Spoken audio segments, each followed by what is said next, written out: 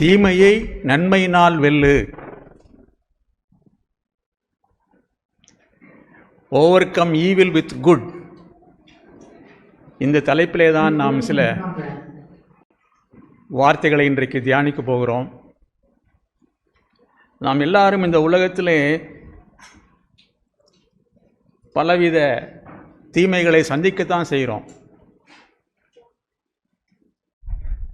நம்முடைய குடும்பத்திலும் சரி, நம்மை சுற்றி இருக்கிற மனிதர்கள் மூலமாகவும் சரி, ஏன் சபையிலும் சரி, நமக்கு தீமை செய்கிறவர்கள் இருக்கத்தான் செய்கிறார்கள். அப்பொழுதெல்லாம் நாம் என்ன செய்கிறோம், என்ன செய்ய போகிறோம், தேவன் நமக்கு என்ன சொல்லி கொடுத்திருக்கிறார், அப்படிப்பட்ட சூழ்நிலைகளிலே நாம் எப்படி ரியாக்ட் பண்ணணும் அப்படின்னு சொல்லி அதைத்தான் நாம் வேதத்தில் இன்றைக்கு தியானிக்க போகிறோம். தீமையை நன்மையினால் வெல்லு. அப்படின்னா தீமையை தீமையால் உங்களால் வெல்லவே முடியாது. தீமைக்கு தீமை செய்து கோபமான வார்த்தைகளுக்கு திரும்பி கோபமான வார்த்தைகளை பேசி வாக்குவாதம் செய்து உங்களால் தீமையை வெல்லவே முடியாது. It is impossible. அதுதான் வேதம் சொல்லுது. ஆண்டவரை பார்க்க வேண்டும், ஆண்டவருடைய அப்போஸ்தலர்களை பார்க்க வேண்டும், அவர்கள் வாழ்ந்த வாழ்க்கையை தியானிக்க வேண்டும். நாம் அநேகர் வேதத்தை தியானிக்கிறதே இல்லை. சில பேர்கிட்ட கேட்டால் நாங்கள் மொபைலில் படிக்கிறோங்க அப்படிங்கிறாங்க.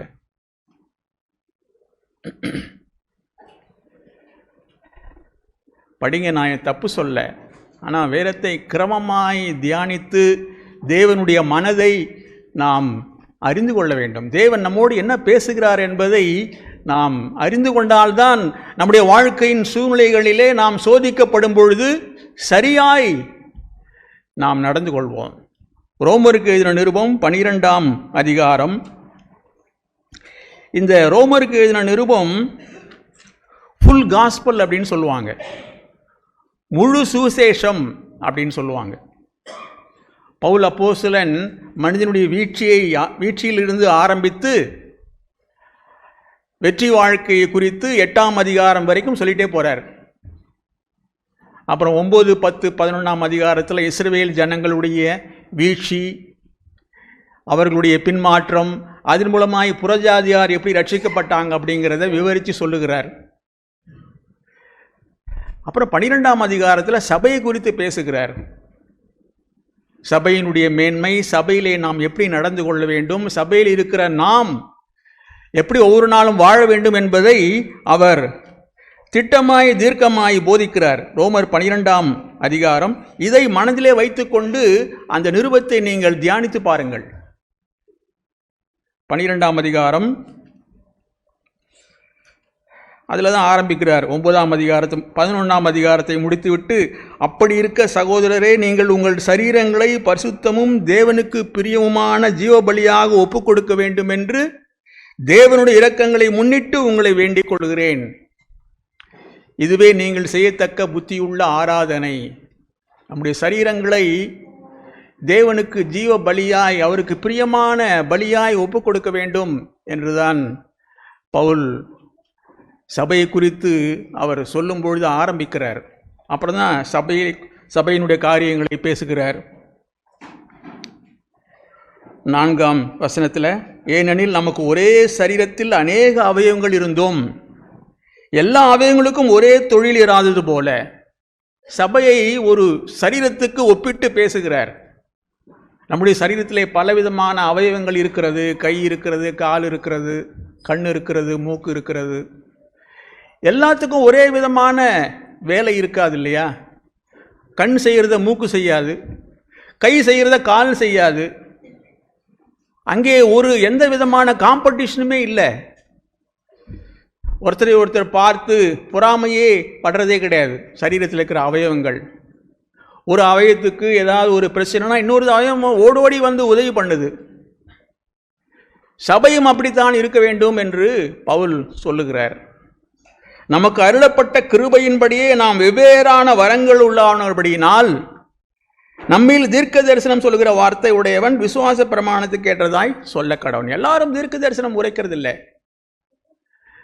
சபையில் தேவன் சில பேரை அதற்கென்று நியமித்திருக்கிறார். அவங்க அந்த வேலையை செய்வாங்க. மற்றவங்களுக்கு தேவன் என்ன கிருபையை கொடுத்திருக்கிறாரோ அதை அவர்கள் செய்வாங்க.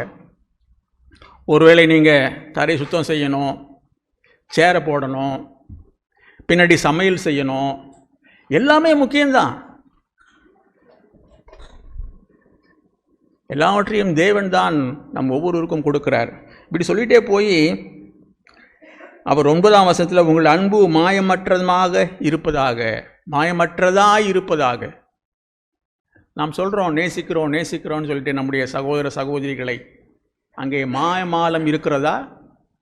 இல்லை உண்மையான அன்பு நம்முடைய இதயத்திலிருந்து புறப்பட்டு மற்றவர்களுக்கு போய் சேர்கிறதா என்று பார்க்க வேண்டும். உங்கள் அன்பு மாயமற்றதாய் இருப்பதாக. எந்த ஒரு மாயமாலம் இருக்கக்கூடாது. தேவன் நம் எல்லாரையும் அவருடைய சரீரமான சபையிலே வைத்திருக்கிறார். ஒரு சரீரத்திலே அவயவங்கள் எப்படி இருக்குமோ அதுபோல நாம் இருக்கிறோம். ஒரு தாயின் வயிற்று பிள்ளைகளைப் போல நாம் நடந்து கொள்கிறோம். அப்படின்னா நாம் மற்றவர்களை குறித்து தவறாய் பேசவே மாட்டோம். மூப்பர்கள் செய்ய வேண்டிய வேலையை நீங்கள் யாராவது செய்யக்கூடாது. ஆனால் சில பேர் என்ன பண்ணுறீங்கன்னா, மூப்பர்கள் செய்ய வேண்டிய வேலையை நீங்கள் எடுத்துக்கிட்டு செய்கிறீங்க. உங்களுக்கு பெரிய ஞானம் இருக்குது அப்படின்னு சொல்லிட்டு. அதெல்லாம் தப்பு. தேவன் சபையிலே சில அதிகாரங்களை கொடுத்திருக்கிறார். அந்த அதிகாரங்களுக்கு கட்டுப்பட்டு தான் நாம் இருக்க வேண்டும். இல்லை எனக்கு எல்லாம் தெரியும் அப்படின்னு சொல்லிட்டுலாம் நடந்தோம்னா நமக்கு தான் பாதிப்பு, நம்முடைய குடும்பத்துக்கு பாதிப்பு. அவங்கவுங்களுக்கு தேவன் என்ன கிருபையை கொடுத்திருக்கிறாரோ அந்த கிருபையை பயன்படுத்தி சபைக்கு நாம் ஆசீர்வாதமாய் இருக்க வேண்டும். அப்படிதான் சபைக்கு வரணும். ஆண்டவரே, நீர் எனக்கு என்ன கிருபையை கொடுத்திருக்கிறீரோ அந்த கிருபையை பயன்படுத்தி நான் மற்றவர்களை ஆசீர்வதிக்கட்டும். அப்படிதான் நாம் இருக்கணும். சரி, இப்படி சொல்லிகிட்டே போகிறார் நிறைய வார்த்தைகள். ஒவ்வொரு வார்த்தையும் நீங்கள் தியானிச்சு பாருங்கள். எனக்கு ரொம்ப உற்சாகமாக இருந்தது அதெல்லாம் வாசித்து பார்ப்பதற்கு. கடைசியில் என்ன சொல்கிறார் பாருங்கள். 17ஆம் வசனத்தில், ஒருவனுக்கும் தீமைக்கு தீமை செய்யாதிருங்கள். இந்த வார்த்தையை நாம் எத்தனை பேர் கடைபிடிக்கிறோம்? யாராவது நமக்கு தீமை செய்கிறாங்கன்னா அவங்களுக்கு நாம் என்ன செய்கிறோம்? பதிலுக்கு தீமை தானே செய்கிறோம். அது நம்முடைய சுபாவம், நான் இல்லைன்னு சொல்ல. ஆனால் ஆண்டவரோ நமக்கு சொல்லுகிற புத்திமதி என்ன? தீமைக்கு தீமை செய்யாதிருங்கள், எல்லா மனுஷருக்கும் முன்பாகவும் யோக்கியமானவைகளை செய்ய நாடுங்கள், கூடுமானால் எல்லாரோடும் உங்களால் மட்டும் சமாதானமாயிருங்கள். ஏன் அந்த வார்த்தை கூடுமானால்னு போட்டிருக்காங்க பார்த்தீங்களா? அதை எடுத்துகிட்டு பார்த்தீங்கன்னா உங்களால் ஆன மட்டும் எல்லா மனுஷரோடும் சமாதானமாயிருங்கள் அப்படின்ற வார்த்தை தான் வரும். ஏன்னா இந்த உலகத்தில் நாம் எல்லாரோடும் சமாதானமாக இருக்கவே முடியாது. சத்தியத்தை நிமித்தம் நாம் சில பேரோடு வேறுபட வேண்டியிருக்கும், அவர்களை அவாய்ட் பண்ண வேண்டியிருக்கும். அப்போது சில பேர் சபையை விட்டு மூப்பர்கள் சில காரணத்தினால நீக்கி வைக்கிறாங்க. நான் சமாதானமாக இருக்குன்னு சொல்லி அவங்ககிட்ட போய் பேசுனா நீங்கள் என்ன பண்ணுறீங்க? சபைக்கு பாதிப்பை உண்டாக்குறீங்க. நீங்கள் தேவனுடைய ஞானத்தின்படி தான் நாம் நடக்க வேண்டும். என்னால் முடிந்தால் நான் எல்லாரோடும் சமாதானமாக இருப்பேன். என்னுடைய இதயத்தில் யார் மேலே எனக்கு எந்த கசப்பும் கிடையாது. பவுல் சொல்லுவார்ல, ஒருவன் இடறினால் என்னுடைய இருதயம் எரியாமல் இருக்குமோ? ஒருத்தவங்க வீழ்ந்து போகிறாங்கன்னா அவங்களை குறித்த ஒரு பாரம் எனக்கு இல்லாமல் இருக்குமோ? இருக்கக்கூடாது.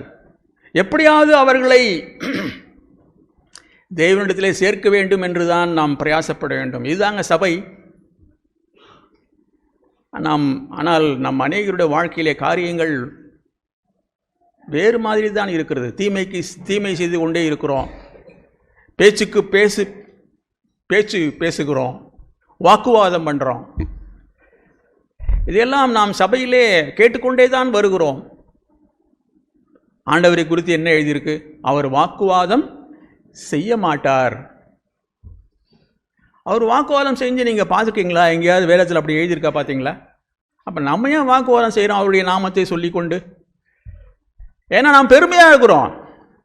நம்மை குறித்து எண்ணுவதற்கு மிஞ்சி நாம் எண்ணிக்கொண்டு நடந்து கொள்கிறோம். எனக்கு எல்லாம் தெரியும்னு நினைக்கிறோம். மத்தேயு 12ஆம் அதிகாரம் அந்த வார்த்தையை பாருங்க. அவரை குறித்த தீர்க்க தரிசனமான வார்த்தை. மத்தேயு 12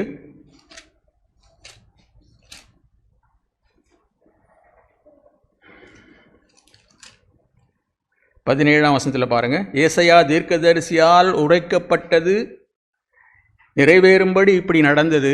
அவன் உரைத்ததாவது, இதோ நான் தெரிந்து கொண்ட என்னுடைய தாசன், என் ஆத்மாவுக்கு பிரியமாயிருக்கிற அவன் என்னுடைய நேசன், என் ஆவியை அவர் மேல் அமர பண்ணுவேன். பாருங்க, அந்த வார்த்தையை பாருங்க. பரிசுத்த ஆவியானவரால் நாம் அபிஷேகிக்கப்பட்டிருக்கிறோம், அவருடைய ஆவியானவர் நம்ம மேலே இருக்கிறார் அப்படின்னு நாம் சொல்கிறோம். அதனுடைய ரிஃப்ளெக்ஷன்ஸ் நம்முடைய வாழ்க்கையில் எப்படி இருக்கு? அந்நிய பாஷை பேசிட்டா போதுமா? இப்படி தான் இன்றைக்கு கிறிஸ்தவம் கெட்டு போயிருக்கிறது. நாங்கள் அந்நிய பாஷை பேசுகிறோம், ஏதோ ஆத்மாவிலே சில உணர்வுகளை பெற்றுக்கொண்டு. ஆனால் அதனுடைய ரிஃப்ளெக்ஷன்ஸ் என்ன, ரிசல்ட் என்ன அப்படின்னு பார்த்தீங்கன்னா, என் ஆத்மாவுக்கு பிரியமாக இருக்கிற என்னுடைய நேசன், என் ஆவி அவர் மேல் அமர பண்ணுவேன், அவர் புறஜாதியாருக்கு நியாயத்தை அறிவிப்பார். அது மட்டுமல்ல, வாக்குவாதம் செய்ய மாட்டார். ஒரு மனிதன் ஆவியானவரால் நிரப்பப்பட்டிருக்கிறான், அபிஷேகிக்கப்பட்டிருக்கிறான் என்றால் அவன் வாக்குவாதம் செய்ய மாட்டான். வேத வார்த்தையின்படி நம்மை அளந்து பார்க்க வேண்டும். கூக்குரலிடவும் மாட்டார். நம்ம வீட்டில் சத்தம் கேட்குதா?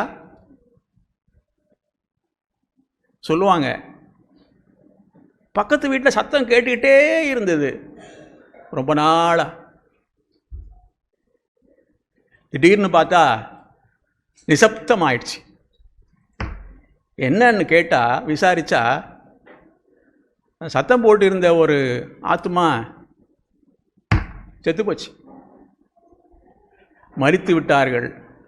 அப்புறம் சண்டை போடுறதுக்கு ஆளே இல்லைல்ல, அங்கே எப்படி சத்தம் கேட்கும்? கேட்காது. கூக்குரலிடவும் மாட்டார், அவருடைய சத்தத்தை ஒருவனும் வீதியிலே கேட்பதில்லை. இன்றைக்கு பல வீடுகளிலே நடக்கிற சண்டைகள், சச்சரவுகள், வாக்குவாதங்கள் வீதியிலே கேட்குது. நான் வாழ்கின்ற பகுதியிலே இதெல்லாம் நான் நிதர்சனமாய் பார்க்கிறேன்.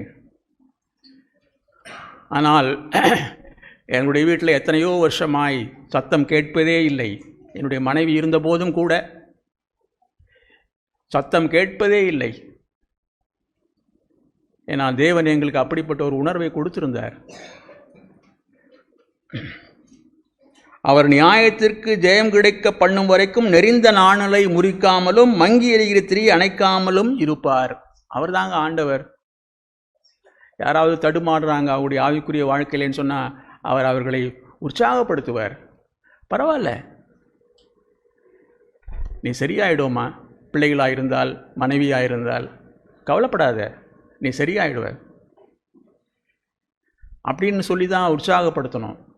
அதை விட்டுட்டு நீ இப்படி பேசுறியா, நானும் இப்படி பேசுகிறேன், உனக்கு பதில் கொடுக்குறேன் அப்படின்னா முடிவே கிடையாது. No end to that. மத்தேயு 18 நீங்கள் எடுத்து வாசிச்சு பாருங்க. அந்த கடன் கொடுத்தவன், ஒரு கடன் கொடுத்தவனை, பெரிய கடனை தேவன் மன்னிக்கிறார். ஆனால் இரண்டாவது கொஞ்சம் கடன் கொடுத்தவன் அதை கொடுக்காமல் போனதுனால மன்னிக்கப்பட்டவன் அவன் தொண்டையை போய் நெரிக்கிறான். அப்போ அவன் சொல்கிறான், கொஞ்சம் பொறுமையாக இருப்பா, நான் எல்லாத்தையும் கொடுத்து தீர்த்துடுறேன், என் மேலே கொஞ்சம் பொறுமையாக இரு. அப்படித்தான் நம்முடைய பிள்ளைகள், நம்முடைய வீட்டார், சபையார் நம்மை பார்த்து கெஞ்சுறாங்க. ஒருவேளை வார்த்தையிலே சொல்லாமல் இருக்கலாம், அவருடைய ஆவியிலே நம்மை பார்த்து கெஞ்சுறாங்க, என் மேலே கொஞ்சம் பொறுமையாக இருங்களேன், நான் சரியாயிடுவேன். ஆனால் நாம் இல்லை, நான் நீதியை நிலைநாட்ட வேண்டும் என்று பேசிக்கொண்டே இருக்கிறோம். ஒன்றுமே நடக்க மாட்டேங்குது. அதை எடுத்து நீங்கள் தியானிங்க அந்த பகுதியை. மத்தேயு 18. இங்கே ரோமர் 12 19ஆம் வசனம், பிரியமானவர்களே பழிவாங்குதல் எனக்குரியது. பார்த்தீங்களா அந்த வார்த்தையை? யாராவது உங்களுக்கு ஒரு தீமை செய்கிறாங்கன்னா அதுக்கு நீங்கள் பழி வாங்காதீங்க, அது என்னுடைய வேலை. தேவன் சொல்லுகிறார், அது என்னுடைய பொறுப்பு. உங்களுக்கு யாராவது தீமை செய்தாங்கன்னா என்கிட்ட விட்டுருங்க. உங்களுடைய கணவரோ, உங்களுடைய மனைவியோ, உங்களுடைய பிள்ளைகளோ, சபையில் இருக்கிறவங்களோ உங்களுக்கு ஏதாவது தீமை செஞ்சாங்கன்னா நீங்கள் பழி வாங்கணும் என்று பிரயாசப்படாதீங்க, என்னிடத்திலே ஒப்பு கொடுத்து விடுங்கள். ஆண்டவரும் அப்படித்தாங்க இருந்தார். 1 பேதுரு 2ஆம் அதிகாரத்தில் எடுத்து நீங்கள் வாசிச்சு பாருங்க. பதிலுக்கு பதில் செய்யாமலும், பாடுபடும் போது பயமுறுத்தாமலும், நியாயமாய் தீர்ப்பு செய்கிறவருக்கு தன்னை ஒப்பு கொடுத்தார். He was entrusting himself to the one who judges righteously எழுதியிருக்கு ஆங்கிலத்தில். தொடர்ந்து அவர் தன்னை பிதாவுக்கு அப்படி ஒப்பு கொடுத்து கொண்டே இருந்தார். அவர் யாரையுமே பழி வாங்கவே இல்லை. அவருடைய சீஷர்கள் என்று சொல்லிக் கொண்டிருக்கிறோம், அவருடைய சபையாக இருக்கிறோம் என்று நாம் சொல்லுகிறோம். நம்முடைய வாழ்க்கை எப்படி இருக்கிறது? தீமைக்கு தீமை செய்யத்தான் நாம் நாடுறோமா? கேட்டமில்ல ஆரம்பத்திலேயே சகோதரன் சேவான் சொன்னது 34ஆம் சங்கீதத்தில். இதெல்லாம் வேதத்தில் நமக்கு எதற்காக கொடுக்கப்பட்டிருக்கிறது? பழி வாங்குதல் எனக்குரியது, நானே பதில் செய்வேன் என்று கர்த்தர் சொல்லுகிறார். அந்த வார்த்தையை பழைய ஏற்பாட்டில் பாருங்க. உபாகமம் 32ஆம் அதிகாரம்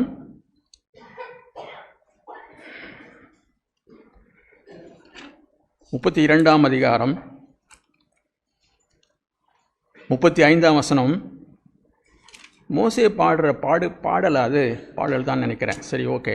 35ஆம் வசனம் பாருங்க. பழி வாங்குதலும் பதில் அளிப்பதும் எனக்குரியது. இட் இஸ் மை பார்ட், என்னுடையது, நான் செய்ய வேண்டிய விஷயம் அது. ஏற்ற காலத்தில் அவருடைய கால் தள்ளாடும், அவருடைய ஆபத்துக்கள் சமீபமாய் இருக்கிறது. நீங்க பழி வாங்காதீங்க, தீமையோடு எதிர்த்து நிற்க வேண்டாம்.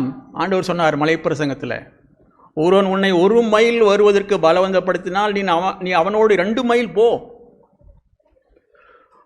உன்னுடைய வஸ்திரத்தை எடுத்துக்கொண்டான்னா உன்னுடைய அங்கேயும் விட்டு விடு. இதெல்லாம் ஆண்டவர் சொன்னில வார்த்தை தாங்க. இதெல்லாம் நாம் நம்முடைய வாழ்க்கையிலே கடைபிடிக்க முயற்சியாவது பண்ணுறோமா? தீமையோடு எதிர்த்து நிற்க மாட்டேன் ஆண்டவர் என்று சொல்கிறோமா? இல்லையே. இன்றைக்கு அப்பம் பிற்க போகிறோம். அவருடைய சரீரத்தை பிற்க ஒப்பு கொடுத்தார் அவர். அதுபோலத்தான் அப்பத்தை நாம் பிட்டு சாப்பிட போகிறோம். நம்முடைய சரீரத்தை பிற்க நாம் ஒப்பு கொடுப்பதற்கு விருப்பமாக இருக்கிறோமா? இல்லை, பாம்பை போல சீறுகிறவர்களாக இருக்கிறோமா? எத்தனை வருடமாக இப்படியே வாழ்ந்து கொண்டிருக்கிறோம். தேவன் நம்ம மேலே எவ்வளவு பொறுமையாக இருக்கிறார், எவ்வளவு தயவாக இருக்கிறார். என் மகன், என்னுடைய மகள் மனம் திரும்பி விடுவான் என்று அவருடைய இருதயத்தை நாம் சந்தோஷப்படுத்த போகிறோமா, அல்லது திரும்பி அதே வழியிலே போகிறோமா? ரோமர் 12ஆம் அதிகாரம்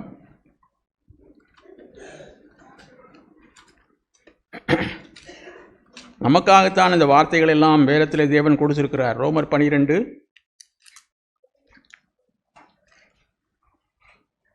அன்றியும் உன் சத்துரு பசியாயிருந்தால், அடுத்த வசனம் 20ஆம் வசனம், அவனுக்கு போஜனம் கொடு. அவன் தாகமாயிருந்தால் அவனுக்கு பானம் கொடு. யாரு? உன்னுடைய விரோதி, உனக்கு தீமை செய்தவன். நீ இப்படி செய்வதனால் அக்கினி தழலை அவன் தலையின் மேல் குவிப்பாய். அவனுடைய மனசாட்சியே அவனை குற்றப்படுத்தும். என்ன, இவனுக்கு நான் தீமை செய்தேன், இவனுக்கு நஷ்டத்தை உண்டாக்கினேன், இவன் எனக்கு நன்மை செய்கிறானே, இவன் கண்டிப்பாக இயேசுவினுடைய சீசனால் தான் இருக்க முடியும் என்று தானே அவர்கள் நினைப்பார்கள். அதெல்லாம் நம்முடைய வாழ்க்கையில் நடக்குதா? நீ தீமையினாலே வெல்லப்படாமல் தீமையை நன்மையினாலே வெல்லு. இதுதாங்க தேவன் நம்மோடு பேசுகிறார். இன்றைக்கு தீர்க்கமாய் பேசுகிறார். தீமையை நன்மையினால் வெல்லு. இந்த வார்த்தை 20ஆம் வசனம் நீதிமொழிகள் என்று சொல்லப்பட்டிருக்கிறது 25ஆம் அதிகாரத்தில். அங்கே எப்படி இருக்கு பாருங்க. நீதிமொழிகள் 25ஆம் அதிகாரம். எப்பயுமே புதிய ஏற்பாட்டில் சில பழைய ஏற்பாட்டு வார்த்தைகளை அப்போஸ்தலர்களோ மற்ற பரிசுத்தவான்களோ பயன்படுத்தும் பொழுது அதை நம்ம போய் பழைய ஏற்பாட்டில் எப்படி இருக்குன்னு பார்க்கணும். அநேகர் நாம் பார்க்கறதில்ல. அப்படியே சரி அப்படின்னு போயிட்டே இருக்கிறோம். பார்த்தீங்கன்னா உங்களுக்கு அந்த வித்தியாசம் தெரியும். பழைய ஏற்பாட்டில் என்ன சொல்லப்பட்டிருக்கிறது, அந்த வார்த்தையை எடுத்து இவங்க எப்படி பயன்படுத்துகிறாங்க புதிய ஏற்பாட்டில். அங்கே பாருங்கள், நீதிமொழிகள் 25ஆம் அதிகாரம்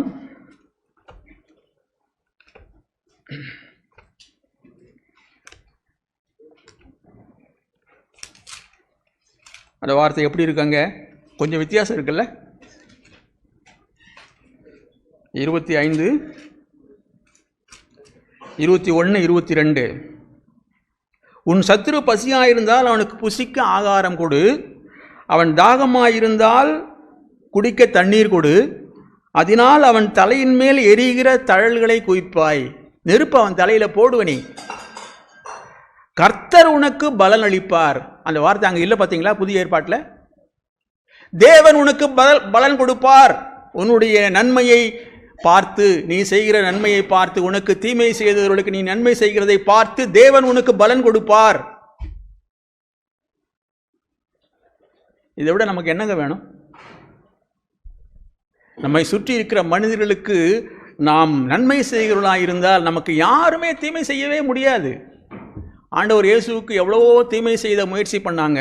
அந்த வேதபாரர்களும் சதுசேயர்களும் பிரதான ஆசாரியர்களும் மூப்பர்களும். என்ன நடந்தது? அவர்களெல்லாம் காணாமல் போயிட்டாங்க. அவருடைய தேசம் அழிக்கப்பட்டது கிபி 70ஆம் ஆண்டிலே. உலகமெங்கும் சிதறடிக்கப்பட்டார்கள். ஆண்டவர் இயேசுவோ உயிர்த்தெழுந்து இன்றைக்கு பிதாவின் வலது பார்சிலே ராஜரீகம் பண்ணுகிறார். ஏன்னா அவர் தீமைக்கு நன்மை செய்தார். கடைசி வரைக்கும் தன்னுடைய கரங்களை விரித்து, பிதாவே உம்முடைய சித்தமாக கடவது, நான் இவர்களுக்கு தீமை செய்யவே மாட்டேன், இவர்களை மன்னியும் ஆண்டவரே என்று சொல்லித்தான் தன்னுடைய ஜீவனையே சிலுவையிலே ஒப்பு கொடுத்தார். அங்கே சாத்தான் தோற்கடிக்கப்பட்டான். இதெல்லாம் நமக்கு வேதத்தில் இருந்தாலும் கூட மூளை அறிவாய்த்தான் இருக்கு. நம்முடைய அனுதின வாழ்க்கையிலே இதை நாம் அபியாசப்படுத்துவதில்லை. இந்த உலகத்து மனிதர்களை பார்த்து அவர்கள் நடக்கிற விதமாகவே நாம் நடந்து கொண்டிருக்கிறோம். கிறிஸ்தவன் என்றால், இயேசுவின் சீஷன் என்றால் அவன் வித்தியாசமானவன், உலகத்திலிருந்து அவன் வேறு பிரிக்கப்பட்டவன், தேவனுடைய பிரமாணங்களின்படி அவன் வாழ்கிறவன், தீமைக்கு தீமை அவன் செய்யவே மாட்டான், அவனால் முடிந்தவரை நன்மை செய்வான். 1 பேதுரு 3ஆம் அதிகாரம்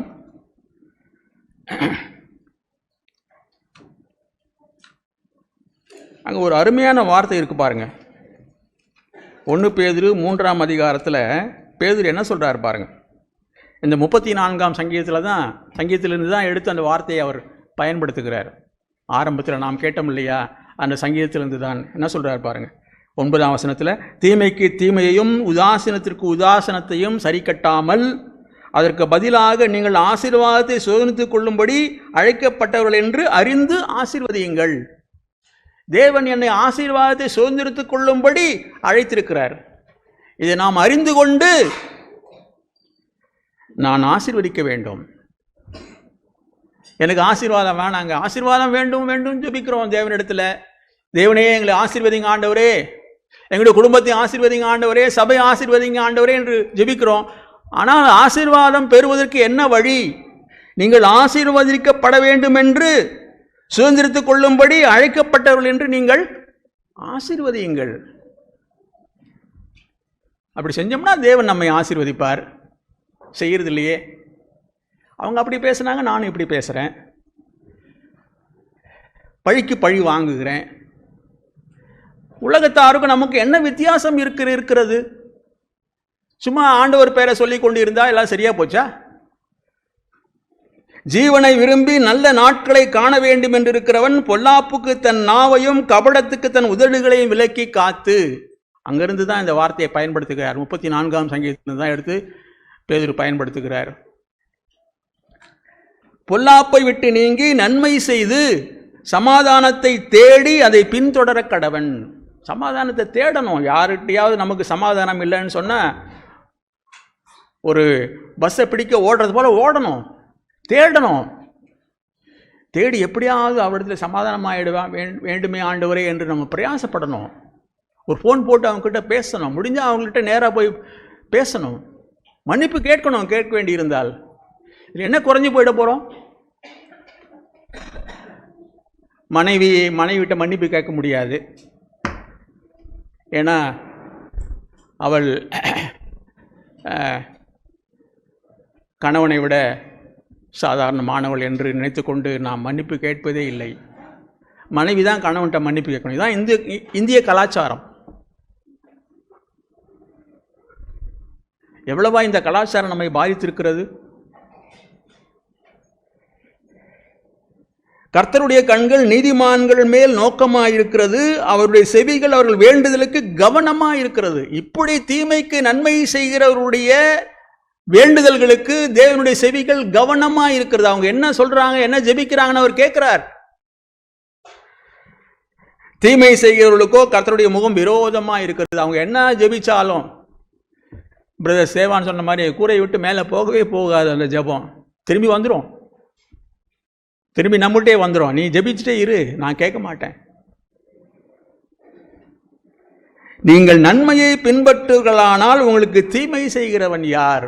நீங்க நன்மை செய்கிறவர்களாயிருந்தால், நன்மையை பின்பற்றுகளாயிருந்தால் உங்களுக்கு யார் தீமை செய்ய முடியும்? யாருமே தீமை செய்யவே முடியாதுங்க இந்த உலகத்தில்.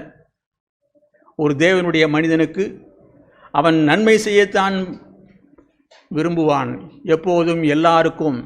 அப்படி இருந்தால் அவனுக்கு யார் தீமை செய்ய முடியும்? சாத்தானோ மனிதர்களோ அவனுடைய சரீரத்தில் இருக்கிற இச்சைகளோ அவனுக்கு தீமை செய்யவே முடியாது.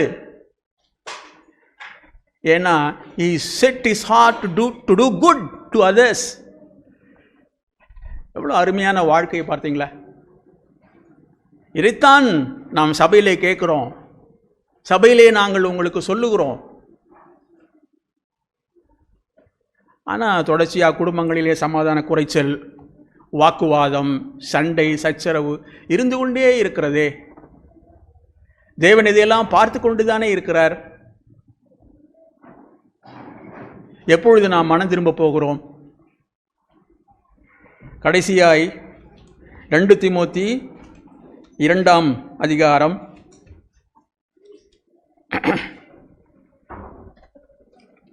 2 தீமோத்தி 2ஆம் அதிகாரம் கர்த்தருடைய ஊழியக்காரன் 24ஆம் வசனம். கர்த்தருடைய நாமத்தை சொல்லுகிறவன் எப்படி இருக்கணும் பாருங்க. சண்டை பண்ணுகிறவனாயிராமல் எல்லா இடத்திலும் சாந்தம் உள்ளவனும், போதக சமர்த்தனும், தீமையை சகிக்கிறவனுமாய் இருக்க வேண்டும். தீமையை சகிக்கணும். சரி, மற்றவங்க அவங்க தெரியாமல் செய்கிறாங்க. ஆண்டவர் சொன்னார்ல, பிதாவே இவர்களுக்கு மன்னியும், இவர்கள் செய்வது இன்னதென்று அறியாமல் செய்கிறார்கள். இவர்கள் யாரை சிலுவையிலே அறைகிறார்கள் என்று இவங்களுக்கு தெரியல. இவருடைய கண்கள் குருடாய் இருக்கிறது. தேவகுமாரனை, நீர் அபிஷேகித்த தேவகுமாரனை இவர்கள் சிலுவையிலே அறைகிறார்கள் என்று இவங்களுக்கு தெரியல. ஆண்டவரே இவர்களை மன்னியும் என்று தான் அவர் வேண்டிக் கொண்டார். அதே போலத்தான் நம்ம யாராவது நமக்கு தீமை செய்யும் பொழுது அவர்கள் அறியாமல் செய்கிறார்கள். நான் தேவனால் தெரிந்து கொள்ளப்பட்ட மனிதன். தாவீது சொல்லுவான்ல, சவுலுக்கு அவன் தீமை செய்ய அவனுக்கு வாய்ப்பு கிடைத்த பொழுது 2 முறை கிடைத்தது. அவன் என்ன சொல்றாங்க? தேவனால் அபிஷேகிக்கப்பட்ட மனிதனை நான் தொடவே மாட்டேன், அவனுக்கு நான் தீமை செய்யவே மாட்டேன். தேவனாகவே ஏதாவது செய்தால் செய்யட்டும். எடுத்து வாசி பாருங்க. 1 சாமுவேல் 24ஆம் அதிகாரம் 26ஆம் அதிகாரத்தில் 2 முறை அவனுக்கு அந்த வாய்ப்பு கிடைக்கிறது சவுலை கொண்டு போடுவதற்கு. ஆனால் தாவீது அதை செய்யவே இல்லை. இன்னும் சொல்ல போனால் தாவீது எவ்வளவோ நன்மை செய்தான் சவுலுக்கு, அவனுடைய ராஜ்யத்திற்கு. கோலியாத்தை ஜெயம் கொண்டான், அதெல்லாம் விட்டுடான். அந்த ஸ்திரீகள் பாடின உடனே இவனுக்கு பொறாமை வந்து போச்சு. சவுல் கொன்றது 1000, தாவீது கொன்றது 10000 என்று முறையாக அந்த ஸ்திரீகள் பாடினார்கள். உடனே இவனுக்கு பொறாமை தாவீது மேலே. அன்னையிலேருந்து அவனை கொல்லணும்னு முடிவு பண்ணிட்டான். ஆனால் தாவீதுக்கு 2 வாய்ப்புகள் கிடைத்த போது கூட அவனை தொடவே இல்லை. கடைசியில் அவன் தற்கொலை செய்து கொண்டு மரித்தான். எல்லாம் வேதத்தில் இருக்குங்க. 1 தீமோத்தி 2ஆம் அதிகாரம், தீமையை சகிக்கிறவனமாய் இருக்க வேண்டும், எதிர் பேசுகிறவர்கள் சத்தியத்தை அறியும்படி தேவன் அவர்களுக்கு மனம் திரும்புதலை அருளத்தக்கதாகவும். நம்ம யாராவது எதிர்த்து பேசுகிறாங்க, ஏதோ நம்மளை குற்றம் சுமத்துறாங்க அப்படின்னா நாம் என்ன செய்யணும்? அவர்கள் மனம் திரும்புவதற்கு தேவன் அவர்களுக்கு கிருபை செய்யத்தக்கதாக பிசாசானுடைய இச்சையின்படி செய்ய அவனால் பிடிபட்டுக்கிற அவர்கள் மறுபடியும் மயக்கம் தெளிந்து, அப்படி செய்கிறவங்களாம் யாருன்னு நினைக்கிறீங்க? பிசாசானுடைய பிடியில் இருக்கிறாங்க. கோவப்படுறவங்க, எரிச்சல் படுறவங்க, வாக்குவாதம் செய்கிறவங்க, தீமை செய்கிறவங்க, பிசாசானால் பிடிபட்டிருக்கிறாங்க அவங்க. அப்படிப்பட்டவர்களை நாம் எப்படி பார்க்க வேண்டும்? பரிதாபப்பட வேண்டியதானே? அது இல்லாமல் அவங்களோட மல்லு கட்டிட்டு இருந்தா தேவன் அவங்களுக்கும் உதவி செய்ய மாட்டார், நமக்கும் உதவி செய்ய மாட்டார். பிசாசானுடைய இச்சையின்படி செய்ய அவனால் பிடிபட்டிருக்கிற அவர்கள் மறுபடியும் மயக்கம் தெளிந்து, அந்த மயக்கத்திலிருந்து, அந்த குருட்டாட்டத்திலிருந்து தெளிவடைந்து அவன் கண்ணிக்கு நீங்கத்தக்கதாகவும் சாந்தமாய் அவளுக்கு உபதேசிக்க வேண்டும். பொறுமையாக உபதேசிக்கணும். ஒரு வார்த்தை இருக்குல்ல யாக்கோபுல, காற்றிலே விதைத்தால் ஒரு பிரயோஜனம் கிடையாது. காற்று அடிக்குது வேகமானா யாராவது ஒரு குடியானவன் போய் நிலத்தில் விதைப்பானா? ஒரு ஹீட்டட் ஆர்கியூமெண்ட் நடக்குது, அப்போது நீங்கள் நான் நீதியை பேசுகிறேன்னு சொல்லி பேசிட்டு இருந்தீங்கன்னா ஒன்றுமே நடக்காது. அந்த விதை போய் சேரவே சேராது, எங்கேயாவது போய் விழுந்துடும். அது உங்கள் வார்த்தைக்கு பிரயோஜனமே இருக்காது, எந்த பலனும் இருக்காது. காற்று அமர்ந்து சமாதானம் இருக்கும் நிலையிலே நீங்கள் சொல்ல வேண்டியதை சாந்தமாய் சொல்வீர்களானால் அங்கே ஒரு பலன் உண்டாகும். எவ்வளோ அருமையான விஷயங்கள் எல்லாம் வேதத்தில் இருக்கிறது. இதெல்லாம் தியானித்து இந்த வார்த்தைகளெல்லாம் கேட்டு நாம் உணர்வடைய வேண்டாமா? நம்முடைய வார்த்தையை, நம்முடைய வாழ்க்கையை நாம் சீர்படுத்தி கொள்ள வேண்டாமா? இயேசுவின் சீஷர்கள் என்று சொல்லிக்கொண்டு நாம் நம்முடைய மனுஷிக இச்சைகளின்படி வாழ்ந்தால் என்ன பிரயோஜனம்? சபையிலே தேவன் நம்மை வைத்திருக்கிற மேன்மையான நோக்கத்தை அறிந்து அதற்கு ஏற்றால் போல் நாம் நடந்து கொள்ள பிரயாசப்படுவோம். தேவன் கொடுத்த வார்த்தைகளுக்காக நாம் நன்றியுள்ளவர்களாக இருப்போம். ஆமென்.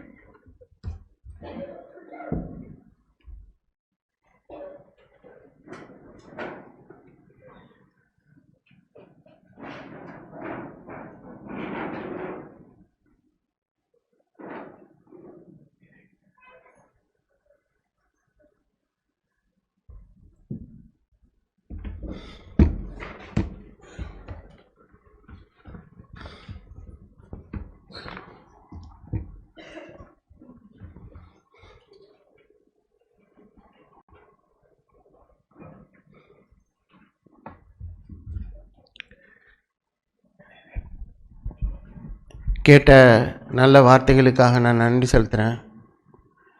நாம் இந்த வார்த்தையை எவ்வளவு நம்முடைய வாழ்க்கையில் கடைபிடித்திருக்கிறோம். நம்ம வீட்டில் ஃபேமிலியாக இருக்கிறோம், குடும்பமாக இருக்கிறோம், சபையில் இருக்கிறோம், வேலை ஸ்தலத்தில் வேலை செய்கிறோம். நம்ம கிறிஸ்தவர்களாக இருக்கிற நாம் எந்த அளவுக்கு இந்த வார்த்தைகளை நம்ம கைக்கொள்கிறோம்? நம் கேட்டோம், ரோமர் 12:21, நீ தீமையினாலே வெல்லப்படாமல் தீமையை நன்மையினாலே வெல்லு. அதுக்கு முன்னாடி 19வது வசனம், பிரியமானவர்களே, பழிவாங்குதல் எனக்குரியது, நானே பதில் செய்வேன் என்று கர்த்தர் சொல்லுகிறார் என்று எழுதியிருக்கிறபடியால் நீங்கள் பழி வாங்காமல் கோபாக்கினைக்கு இடம் கொடுங்கள். அன்றியும் உன் சத்துரு பசியாய் இருந்தால் அவனுக்கு போஜனம் கொடு, அவன் தாகமாயிருந்தால் அவனுக்கு பானம் கொடு. நீ இப்படி செய்தினால் அக்கினி தழலை அவன் தலையில் மேல் குவிப்பாய். நம்ம கிறிஸ்தவர்களாக நாம் இருக்கிற நாம் எப்படி இருக்கணும்னா நன்மை செய்கிறவர்களாக தான் நம்ம இருக்கணும். இயேசு கிறிஸ்துவை குறித்து நம்ம அநேக அந்த வார்த்தைகளை கேட்டிருக்கிறோம். அவர் நன்மை செய்கிறவராய் சுற்றி திரிந்தார். அவர்களை பகைத்தவர்களுக்கு ஒருபோதும் அவர் திருப்பி எதுவும் செய்யவே இல்லை. அவர் நன்மை செய்கிறவராய் சுற்றி திரிந்தார். நம்முடைய வீட்டில் நம்ம எப்படி இருக்கோம்? முக்கியமாக புருஷன் மனைவியாக இருக்கிற நாம் எப்படி இருக்கிறோம்? மனைவி ஏதாவது ஒன்று சத்தம் போட்டுருச்சுன்னா உடனே நம்ம அவளை நியாயம் தீர்க்கிறோம். இது பெரிய யோக்கியமா? அது இதெல்லாம் இப்படி பேசுகிறது, இது சத்தம் போடுது, இதெல்லாம் சபைக்கு வர்றதுக்கு கரெக்டா? சபையில் எவ்வளோ நாள் இந்த வார்த்தைகளை கேட்குறோம், கேட்டும் இந்த மாதிரி பேசுகிறாங்களே அப்படின்னு நமக்கு நியாயம் தீர்க்கும்படிக்கு வருதா? அல்லது ஆண்டவரே அவள் பலகீன பாண்டம், பரவாயில்ல ஆண்டவரே, நான் சுத்தமாகட்டும், எனக்கு எழும்புறத, எனக்கு நியாயம் தீர்க்கிறத தன்மையிலிருந்து என்னை அன்பு கூற எனக்கு உதவி செய்யுங்க ஆண்டவரேன்னு நம்ம கேட்குறோமா? நான் கொஞ்ச நாளாக அந்த வார்த்தையை குறித்து தான், நம்ம மனைவி நம்மளை ஏதாவது சொல்லி ஒரு வார்த்தையை சொல்லிடுச்சுன்னா உடனே மனம் அடிஞ்சு போயிடுறோம், மனத்தாங்கல் அடைகிறோம். ஏதாவது ஒரு சான்ஸ் வரும்போது நம்ம திருப்பி கொடுத்துட்றோம். அதை நம்ம வீட்டில் தான் ஆரம்பிக்கணும். அது பிள்ளைகளாக இருந்தாலும் சரி. இப்போ பிள்ளைகள் எல்லாம் பெருசாகிட்டாங்க, நம்ம எப்படி இருக்கிறோம் பிள்ளைகளை குறித்து? அவர்கள் பேசும்பொழுது ஏன் இவன் இப்படி பேசுகிறான், நம்ம கேள்வி கேட்டுக்கிட்டு அவங்கள நியாயம் தீர்க்கிறோமா? அல்லது பிள்ளைகள் பெற்றோர் இடத்துல, மனைவி புருஷன் இடத்துல, புருஷன் மனைவி இடத்துல நாம் எப்படி வாழுகிறோம்? நம்ம வெளியில் சத்தம் கேட்காட்டா இருந்தால் கூட, ஆனால் இருதயத்தில் ஒரு சத்தம் கேட்டுக்கிட்டே இருக்குது. ஏன் இது இப்படி செய்கிறாங்க? நமக்கு ஒரு சாட்சி இருக்குது. பக்கத்தில் இருக்கிற இவங்கெல்லாம் கிறிஸ்தவங்க, இவங்க எதுவும் பண்ண மாட்டாங்க. ஆனால் இருதயத்தில் புருஷனாவது மனைவியாவது பிள்ளைகளாவது சகோதர சகோதரிகளாவது உள்ளுக்குள்ளே ஒரு சத்தம் கேட்குது, ஏன் இவர் இப்படி செய்கிறாரு? மனத்தாங்கல் அடைகிறோம். நான் இந்த வார்த்தைகளை குறித்து தியானிக்கும் பொழுது யூதாஸ் எப்படி அவன் மனத்தாங்கல் அடைந்தான், அதனால் அவன் என்ன செய்தான்? மார்க்கு 14:6 இந்த சம்பவம் உங்களுக்கு தெரியும், புதுசாக விலைக்கு பேச வேணாம். பெத்தானியனுங்கிற ஒரு ஊரில் போகிறாரு. அங்கே 3 படிக்கும்போது 14 மார்க் 14:3 அவர் பெத்தானியாவில் குஷ்டரோகியாக இருந்த சீமோன் வீட்டிலே போஜனம் பந்தி இருக்கையில் ஒரு ஸ்திரீ விலையேறப்பெற்ற நலதம் என்னும் உத்தம தைலமுள்ள வெள்ளைக்கல் பரணியை கொண்டு வந்து அதை உடைத்து அந்த தைலத்தை அவர் சிரசின் மேல் ஊற்றினாள். இந்த ஸ்திரீ விலையேறப்பெற்ற தைலத்தை உடைச்சி கொடுக்குறாப்புல. அப்போது ஒரு சீஷன், இங்கே சீஷன் யார் பேருன்னு எழுதலை, நீங்கள் மற்ற சுவிசேஷத்தில் நீங்கள் போய் பார்த்தீங்கன்னா யூதாஸ் தான் இதை கேட்குறான். யூதாஸ் என்ன சொல்கிறான்? அதுக்கு இயேசு கிறிஸ்து என்ன சொன்னார்? 6:7 இயேசு அவர்களை நோக்கி, அவளை விட்டு விடுங்கள், ஏன் அவளை தொந்தரவு படுத்துகிறீர்கள்? என்னிடத்தில் நற்கிரியை செய்திருக்கிறாள். தரித்திரர் எப்பொழுதும் உங்களிடத்தில் இருக்கிறார்கள். உங்களுக்கு மனதுண்டாகும் போதெல்லாம் நீங்கள் அவர்களுக்கு நன்மை செய்யலாம். நானோ எப்பொழுதும் உங்களிடத்தில் இரேன். இப்படி சொல்லி அவர் சொன்ன உடனே இங்கே நம்ம இப்படி படிக்கும் பொழுது அவளை விட்டு விடு அப்படின்னு சொல்கிறது அப்படியே ரொம்ப பவ்யமாக சொல்கிற மாதிரி காட்டுது. அப்படி கிடையாது. அவளை விடு அப்படின்னு தான் பேசியிருப்பார். அவனுக்கு யூதாஸுக்கு அது தாங்க முடியல. இயேசு கிறிஸ்து அந்த ஸ்திரீயை குறித்து மெச்சிக்கொள்ளுகிறார். அடுத்த வசனம் 14:10 அப்பொழுது 12 ஒருவனாகிய யூதாஸ் காரியோத்து என்பவன் அவரை பிரதான ஆசாரியருக்கு காட்டி கொடுக்கும்படி அவர்களிடத்திற்கு போனான். அவன் மனம் அடைஞ்சிட்டான். என்ன அப்ரிஷியேட் பண்ணல, என்ன ஒன்றும் செய்யலை, என்ன இப்படி பேசுகிறாரு, அதுவும் எல்லாருக்கும் முன்னாடி மனம் அடைஞ்சு போயிடுச்சு. அவன் அடுத்தது என்ன செஞ்சான்? நேராக பிரதான ஆசாரியர்கள்ட்ட போயிட்டான். போய் அங்கே எப்படி அவரை காட்டி கொடுக்கலாம் அப்படின்னு சொல்லி தீர்மானிச்சிட்டான். நம்முடைய இருதயம் எப்படி இருக்குது நம்ம நினச்சிக்க வேணாம், இது யூதாஸுக்கு தான் அப்படி இருக்கும், நம்மளுக்கெல்லாம் இருக்காது, நம்ம கிறிஸ்துவ ஐக்கிய சபையில் இருக்கோம், நம்ம இருதயம்லாம் சுத்தமாக இருக்கும் நம்ம நினச்சிட்டு இருக்க வேணாம்.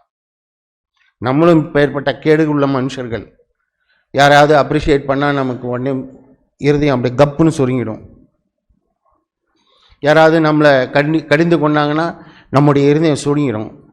நம்ம வெயிட் பண்ணிக்கிட்டே இருப்போம், எப்போ இவரை எங்கேயாவது போட்டு கொடுக்கலாம், எப்போ இவர்கிட்ட நான் பலி வாங்கலாம் அப்படின்னு தேடுகிற ஒரு இருதயம். நம்ம ஜாக்கிரதையாக இருக்கணும். நான் பயந்துருக்கிறேன், ஆண்டவரே நான் இப்பேற்பட்ட ஒரு இருதயம் நான் வச்சுக்க வேணாம்.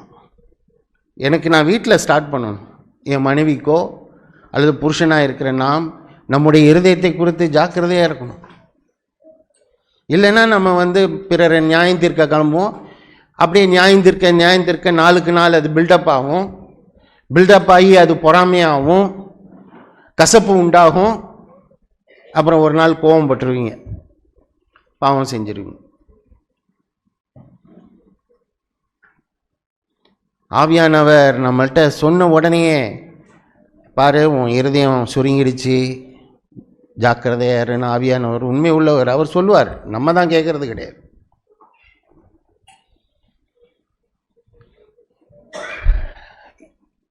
இன்னொரு எக்ஸாம்பிள் நான் பார்த்தேன்.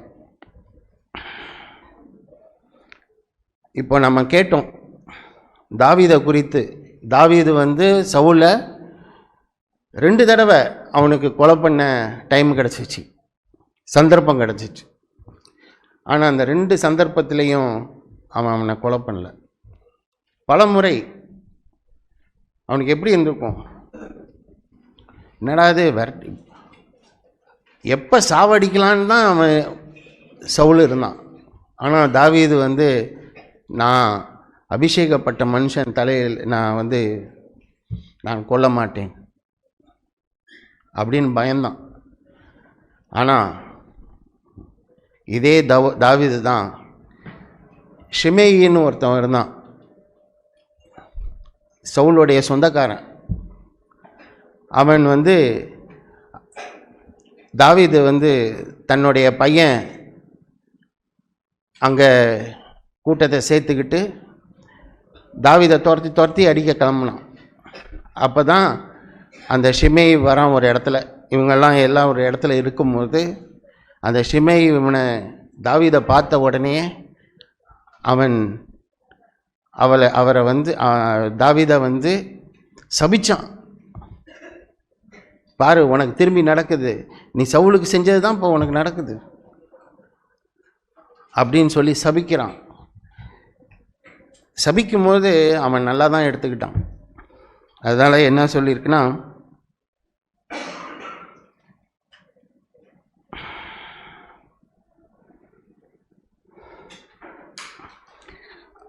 பதினொன்று 2 சாமுவேல் 16, 11, 12,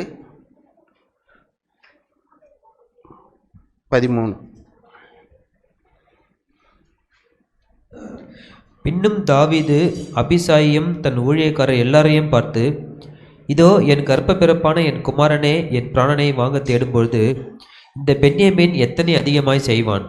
அவன் தூஷிக்கட்டும், அப்படி செய்ய கர்த்தர் அவனுக்கு கட்டளையிட்டிருக்கிறார். ஒருவேளை கர்த்தர் என் சிறுமையை பார்த்து இந்த நாளில் அவன் நிந்தித்த நிந்தனைக்கு பதிலாக எனக்கு நன்மையை சரி கட்டுவார் என்றான். அப்படியே தாவீதும் அவன் மனுஷரும் வழியே நடந்து போனார்கள். சிமேயும் மலையின் பக்கத்திலே அவனுக்கு எதிராக நடந்து தூஷித்து அவனுக்கு எதிராக கற்களை எறிந்து மண்ணை தூற்றிக்கொண்டே வந்தான். பாருங்க, அவன் நல்ல விதமாக தான் எடுத்துக்கிட்டான். தேவன் சொன்னார், அதனால இவன் சபிக்கிறான். சபிச்சுட்டு போட்டோம். இதை பார்த்து தேவன் என் மேல் இரக்கமாக இருப்பாரோ? இங்கே அவனுடைய ஆட்கள் சொல்கிறாங்க, தலையை எடுத்துருவா, சீவிடுவா. அற்ப மனுஷன் இங்கே மன்னிச்சு விட்டான். ஆனால் எனக்கு ஆச்சரியமாக இருந்துச்சு இன்னைக்கு காலையில் படிக்கும்பொழுது.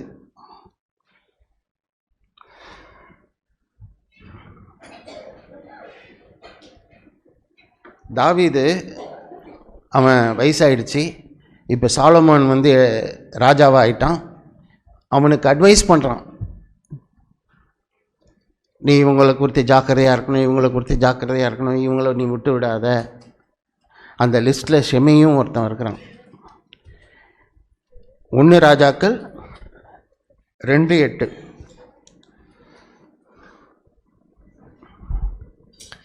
மேலும் பகூரின் ஊரானான பென்யமீனாகிய கேராவின் மகன் சிமேயி உன்னிடத்தில் இருக்கிறான். நான் மக்னாயிமிக்கு போகிற நாளிலே அவன் என்னை கொடிய தூஷணமாய் தூஷித்தான். ஆனாலும் அவன் யோர்தானிலே எனக்கு எதிர்கொண்டு வந்தபடியினால் நான் உன்னை பட்டயத்தாலே கொன்று போடுவதில்லை என்று கர்த்தர் மேல் அவனுக்கு ஆணையிட்டு கொடுத்தேன். ஆகிலும் நீ அவனை குற்றம் என்று எண்ணாதே, நீ புத்திமான். அவருடைய நரைமயிரை இரத்தத்துடன் பாதாளத்தில் இறங்க பண்ண நீ அவனுக்கு செய்ய வேண்டியதை அறிவாய் என்றான். இங்கே நான் சொல்லிட்டேன், நான் வந்து உன்னை நான் கொல்ல மாட்டேன்னு நான் சொல்லிட்டேன். ஆனால் நீ புத்திமானாக நடந்துக்கோ, அவனை சும்மா விடாத அப்படின்னு சொல்லிட்டு போகிறான். அதுக்கு அடுத்த வசனம் தான் எனக்கு யோசனையாக இருந்துச்சு. 10 1 ராஜாக்கள் 2:10. பின்பு தாவீது தன் பிதாக்களோட நித்திரையடைந்து தாவீதின் நகரத்தில் அடக்கம் பண்ணப்பட்டான். அதுக்கப்புறம் தாவீது இறந்துட்டான்னு போட்டிருக்கு. அவனை நான் நியாயம் தீர்க்கலை. ஆனால் எனக்கு என்ன பயம்னா, அன்னைக்கு அவன் மன்னித்தவன் கடைசியில் சாகும்பொழுது அவனை மன்னிக்கல. அவன் இருதயத்தில் ஷெமை பேசினது மனசுலே இருந்துச்சு. நம்ம ஜாக்கிரதையாக இருக்கணும். அவன் பழைய காலத்து மனுஷன், ஆவியினால் நிரப்பப்படலை. ஆவியானவர் மேலே தான் இருந்தார், அவன் இதயத்தில் இல்லை, அவனுக்குள்ளே இல்லை. நம்ம பயப்படணும். நமக்கு தெரியாது, நம்முடைய இருதயம் அவ்வளோ கேடு கிறுக்குமா உள்ளது.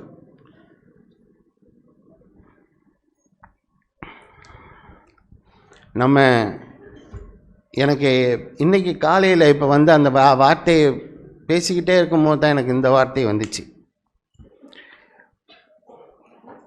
புதிய ஏற்பாட்டின் ஆவி. அப்போஸ்தலர் நடவடிக்கைகள் 7:59. இது யாரை குறித்து எழுதியிருக்குன்னா, ஸ்தேவானை குறித்து எழுதியிருக்கு. ஸ்தேவான் என்ன செஞ்சான்? ஆண்டவரை குறித்து பேசுனா அது அவங்களுக்கு, அந்த ஜனங்களுக்கு பொருட்களை எப்படியாயிலும் அவனை சாவடிச்சணும்னு சொல்லி கல்லெறிந்தாங்க. அப்போ அவன் சொல்கிற ஆவியை பாருங்க இங்கே. 7:59-60. அப்பொழுது கர்த்தராகிய இயேசுவே என் ஆவியை ஏற்றுக்கொள்ளும் என்று ஸ்தேவான் தொழுது கொள்ளுகையில் அவனை கல்லெறிந்தார்கள். அவனோ முழங்காற்படியிட்டு, ஆண்டவரே, இவர்கள் மேல் இந்த பாவத்தை சுமத்தாதிரும் என்று மிகுந்த சத்தமிட்டு சொன்னான். இப்படி சொல்லி நித்திரையடைந்தான். பாருங்க, இந்த ஆவியே எனக்கு கவர்ந்தது என்னன்னா, அவர்களுடைய பாவத்தை எப்படி போட்டிருக்கு? இவர்கள் மேல் இந்த பாவத்தை சுமத்தாதிரும், இவர்கள் மேல் இந்த பாவத்தை சுமத்தாதிரும் சொல்லி பரிந்து பேசின ஒரு ஆவி, இயேசு கிறிஸ்துவோடைய ஆவி. அவன் பரிந்து பேசின ஆவி இறந்து போணுச்சு. அடுத்த அதிகாரத்தில் சவுலை பற்றி எழுதியிருக்கு. யாருன்னா, சவுல்னா பவுலை பற்றி, சவுல் ராஜனை பற்றி இல்லை, சவுல். இவன் செத்து இவன் மடிந்தான். அவன் இருதயத்தில் ஒரு வித்து விழுந்துடுச்சு. அந்த வித்து தான் அவன் பவுலை ரட்சித்திருக்கணும். ஒருத்தவன் இருதயத்தில் இருந்து அவன் மடிந்து போனான், அவங்க செத்து போனான். ஆனால் ஸ்தேவானோ ஒரு விதையை விதைச்சிட்டு போனார். நாம் எப்படி இருக்கிறோம்? நம்ம வீட்டில் எப்படி நடக்கிறோம்? நாம் அனுதினமும் சிலுவை சுமந்தா கசப்பை வச்சுக்காம நம்ம இருந்தோம்னா யாராவது உயிர்ப்பிக்குவாங்க. பிள்ளைகள் உயிர்ப்பிக்கப்படுவார்கள், மனைவி உயிர்ப்பிக்கப்படுவாள், புருஷன் உயிர்ப்பிக்கப்படுவார், சகோதர சகோதரிகள் உயிர்ப்பிக்கப்படுவாங்க. நம்ம கசப்பை வச்சுக்கிட்டு இருந்தோம்னா நம்ம சாபத்தை தான் கொண்டு வருவோம். நாம் பயப்படுவோம். ஆண்டவரே, நாங்கள் உமக்கு பயப்படட்டும். எந்த இருதயத்தில் நாங்கள் தீமை செய்ய வேணாம். யாரை குறித்தும் நாங்கள் கசப்பை வச்சுக்க வேணாம். யாரை குறித்தும் ஒரு மனத்தாங்கல் வச்சுக்க வேணாம். சுத்த இருதயமாய் நாங்கள் இருக்க எங்களுக்கு உதவி செய்யுங்க. கடைசியாக ஒரு வார்த்தை சொல்லி முடிக்கிறேன்.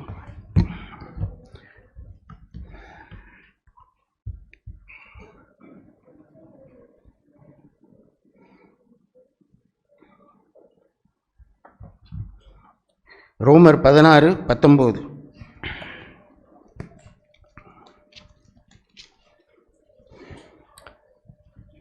உங்கள் கீழ்ப்படிதல் யாவருக்கும் தெரிய வந்திருக்கிறது. ஆகையால் உங்களை குறித்து சந்தோஷப்படுகிறேன். ஆனாலும் நீங்கள் நன்மைக்கு ஞானிகளும் தீமைக்கு பேதைகளுமாய் இருக்க வேண்டுமென்று விரும்புகிறேன். நன்மைக்கு ஞானிகளும் தீமைக்கு பேதைகளுமாய் இருக்க வேண்டுமென்று விரும்புகிறேன். நம்ம நன்மை செய்கிறதில் ஞானம் அடையணும்.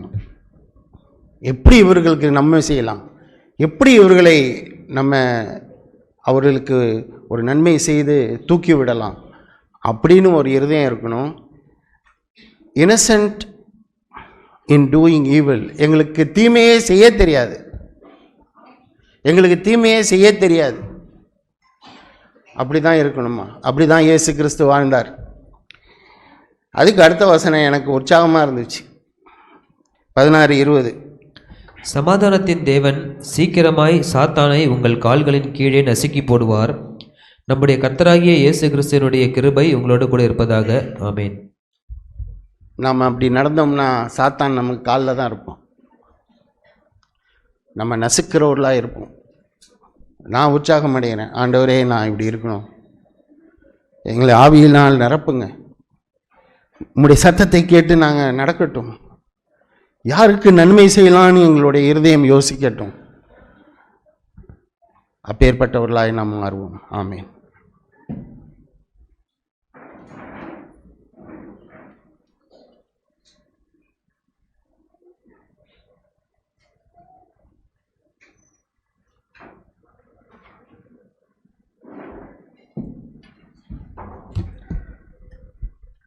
தேவன் பேசிய ஜீவனுள்ள வார்த்தைக்கான தேவன் நன்றி செலுத்துகிறேன்.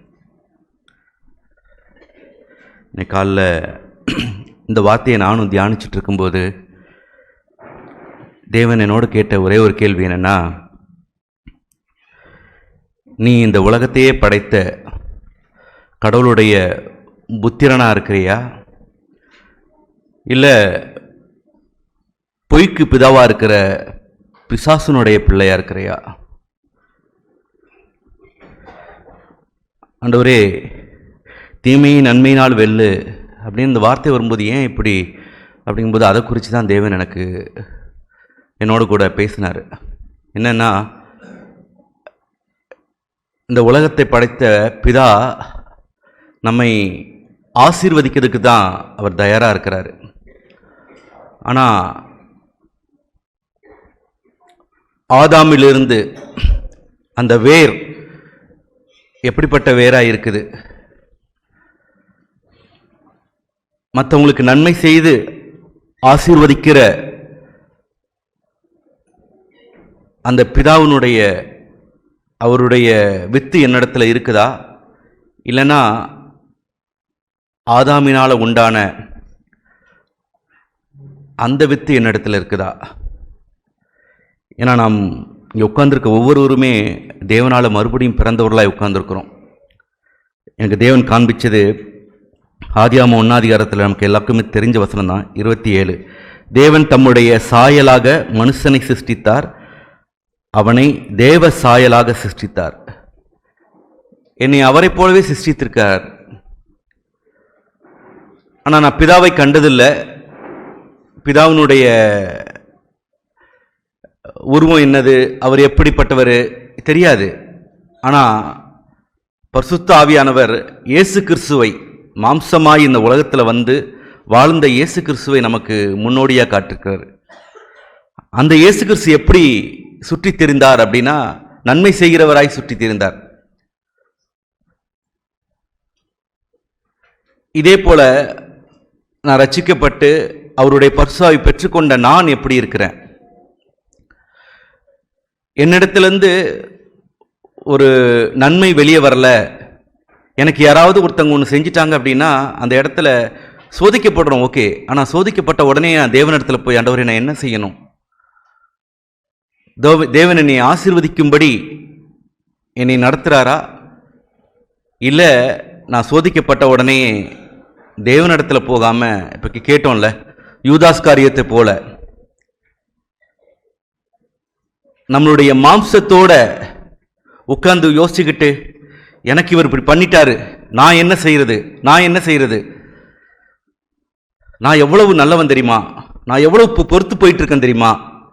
ஏன்னா அதுலேயும் நான் கடைசியில் வெளியே வர்றது, நான் உண்மையிலேயே நான் நல்லவனாகவும் இல்லை, நான் பொறுத்தும் போல. ஏன்னா சாபம் தான் வெளியே வரதா இருக்குது. எனக்கு இந்த வார்த்தையை கேட்டுக்கொண்டிருக்கும்போது இப்படி தான் எனக்கு வந்துச்சு. நம்ம சின்ன வயசில் கேட்கும், பாத்திரத்தில் என்ன இருக்குதோ அதுதான் அகப்பையில் வரும். நான் உண்மையிலே தேவனால் நிரப்பப்பட்டவனாக இருந்தேன் அப்படின்னா, அவர் என்னை ஆசீர்வதித்தது போல நானும் மற்றவர்களை ஆசீர்வதிப்பேன். இல்லை நான் ஒரு சபிக்கப்பட்டவனாக இருந்தேன் அப்படின்னா, வெளியே ஒரு மாய்மாலம் பண்ணிட்டு இருப்பேன், வார வாரம் சபைக்கு வருவேன், எல்லா காரியத்தையும் பண்ணிட்டு இருப்பேன். ஆனால் ஏதோ ஒன்று நடந்துச்சு அப்படின்னா என்கிட்ட இருந்து எரிச்சலும் கோபமும் மற்றவர்களை சபிக்கிற, அப்போ அதுதான் நம்மளை நிறுத்து பார்க்குற, நான் யாராக இருக்கிறேன், நான் யாருடைய புத்திரராக இருக்கிறேன். ஏன் அந்த புத்திரருங்கிற வார்த்தையை நான் திரும்ப திரும்ப சொல்கிறேன்னா,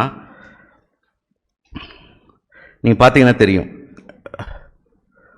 மத்தேயு 5ஆம் அதிகாரம், அந்த மத்தேயு 5ஆம் அதிகாரம் 38 வசனத்திலிருந்து எப்படி ஆரம்பிக்குதுன்னா, பழைய ஏற்பாட்டு காலத்தில் கண்ணுக்கு கண் பல்லுக்கு பல். ஒருத்தன் தீமை செஞ்சானா அவனுக்கு செய், அவன் எப்படி உன்னை அடித்தானோ அதே மாதிரி அடி, அவன் உன்னை ஏதாவது ஒரு இடத்துல வெட்டிட்டானா அதே இடத்துல அப்படியே வெட்டு. காயத்துக்கு காயம், கண்ணுக்கு கண் பல்லுக்கு பல். ஆனால் அந்த பதத்தை இயேசு கிறிஸ்து மலைப்பிரசங்கத்தில் சொல்றார் பாருங்க, மத்தேயு 5ஆம் அதிகாரம் 38 வசனம். கண்ணுக்கு கண் பல்லுக்கு பல் என்று உரைக்கப்பட்டதை கேள்விப்பட்டிருக்கிறீர்கள். நான் உங்களுக்கு சொல்கிறேன், தீமையோடு எதிர்த்து நிற்க வேண்டாம். ஒருவன் உன்னை வலது கன்னத்தில் அறைந்தால் அவனுக்கு மறு கன்னத்தையும் திருப்பி கொடு.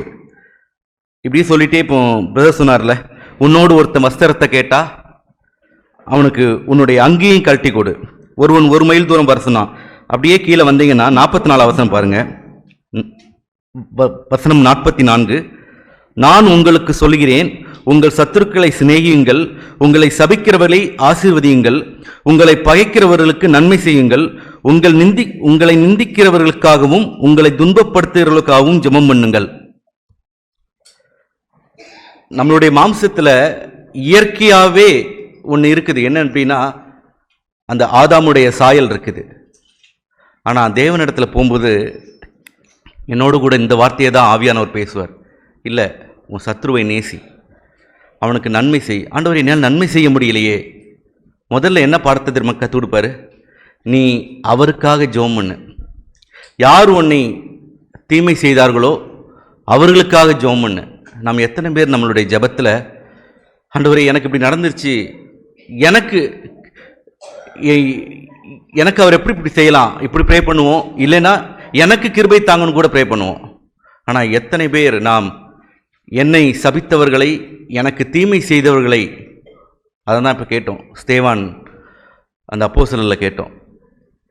அந்த அவர்களுக்காக ஜெபிக்கிற, அவங்களுக்கு நம்ம ஜெபிக்க ஆரம்பித்த உடனேயே தேவன் நம்மளை ஆசீர்வதிக்க ஆரம்பிச்சிருவார். நம்மளை தேவன் ஆசீர்வதித்த உடனே நாம் அவர்களையும் ஆசீர்வதிக்க ஆரம்பிச்சிருவோம். ஆனால் நாம் இந்த ஸ்டெப்பில் போகாமல், எனக்கு ஒரு பிரச்சனை நடந்த உடனேயே அப்படியே மனசுக்குள்ளே போட்டு போட்டு போட்டு போட்டு இப்போ கேட்டோமே, தாவீது மன்னித்தது போல் இருந்தது, ஆனால் அது உள்ளுக்குள்ளேயே இருந்திருக்குது. ஆனால் இதை நான் தேவனிடத்தில் நேராக கொண்டு போயிருந்தோம் அப்படின்னா, ஆவியானவர் எனக்கு என்ன செஞ்சிருப்பார் அப்படின்னா, ஆசீர்வதிக்கும்படி.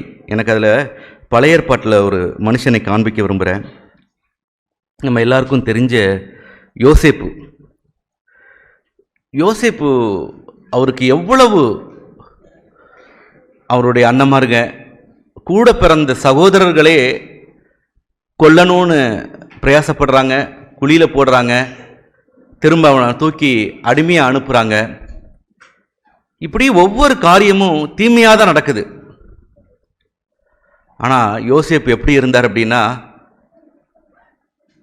தேவனிடத்தில் தன்னை முழுமையாக ஒப்பு கொடுத்தார்.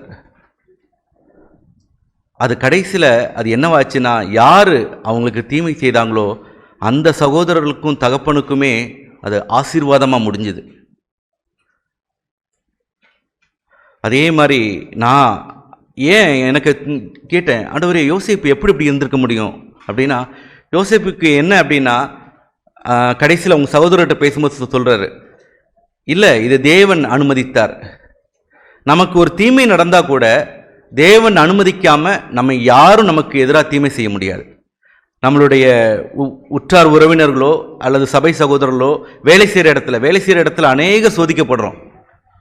வேலை செய்கிற இடத்துல என்னுடைய மேலதிகாரியோ யாரோ ஒருத்தரை நீ அடக்குறாங்க, ஒடுக்குறாங்க, நான் செய்கிறது எல்லாத்தையும் அவங்க செய்தது போல காட்டுறாங்க அப்படின்னா நான் சோர்வடைய வேண்டாம். ஏன்னா இந்த உலகத்தையே படைத்த அப்பா எனக்கு இருக்கிறாரு. அவர்கிட்ட போயிட்டு என்னை இப்படி அடக்கி ஒடுக்குறாங்க, நான் அவரை ஆசீர்வதிக்கட்டும். என்னதான் அடக்கி ஒடுக்குனாலும் தேவன் எல்லாவற்றுக்கும் மேலாக இருக்கிறாரு. அவர் நிச்சயம் நம்மளுடைய எல்லா சூழ்நிலைகளையும் மாற்றுவார். நமக்கு தெரியாது ஏன் அப்படி நடக்குதுன்னு தெரியாது, ஆனால் ஒரு காரியம் நடந்துக்கிட்டே இருக்கும்.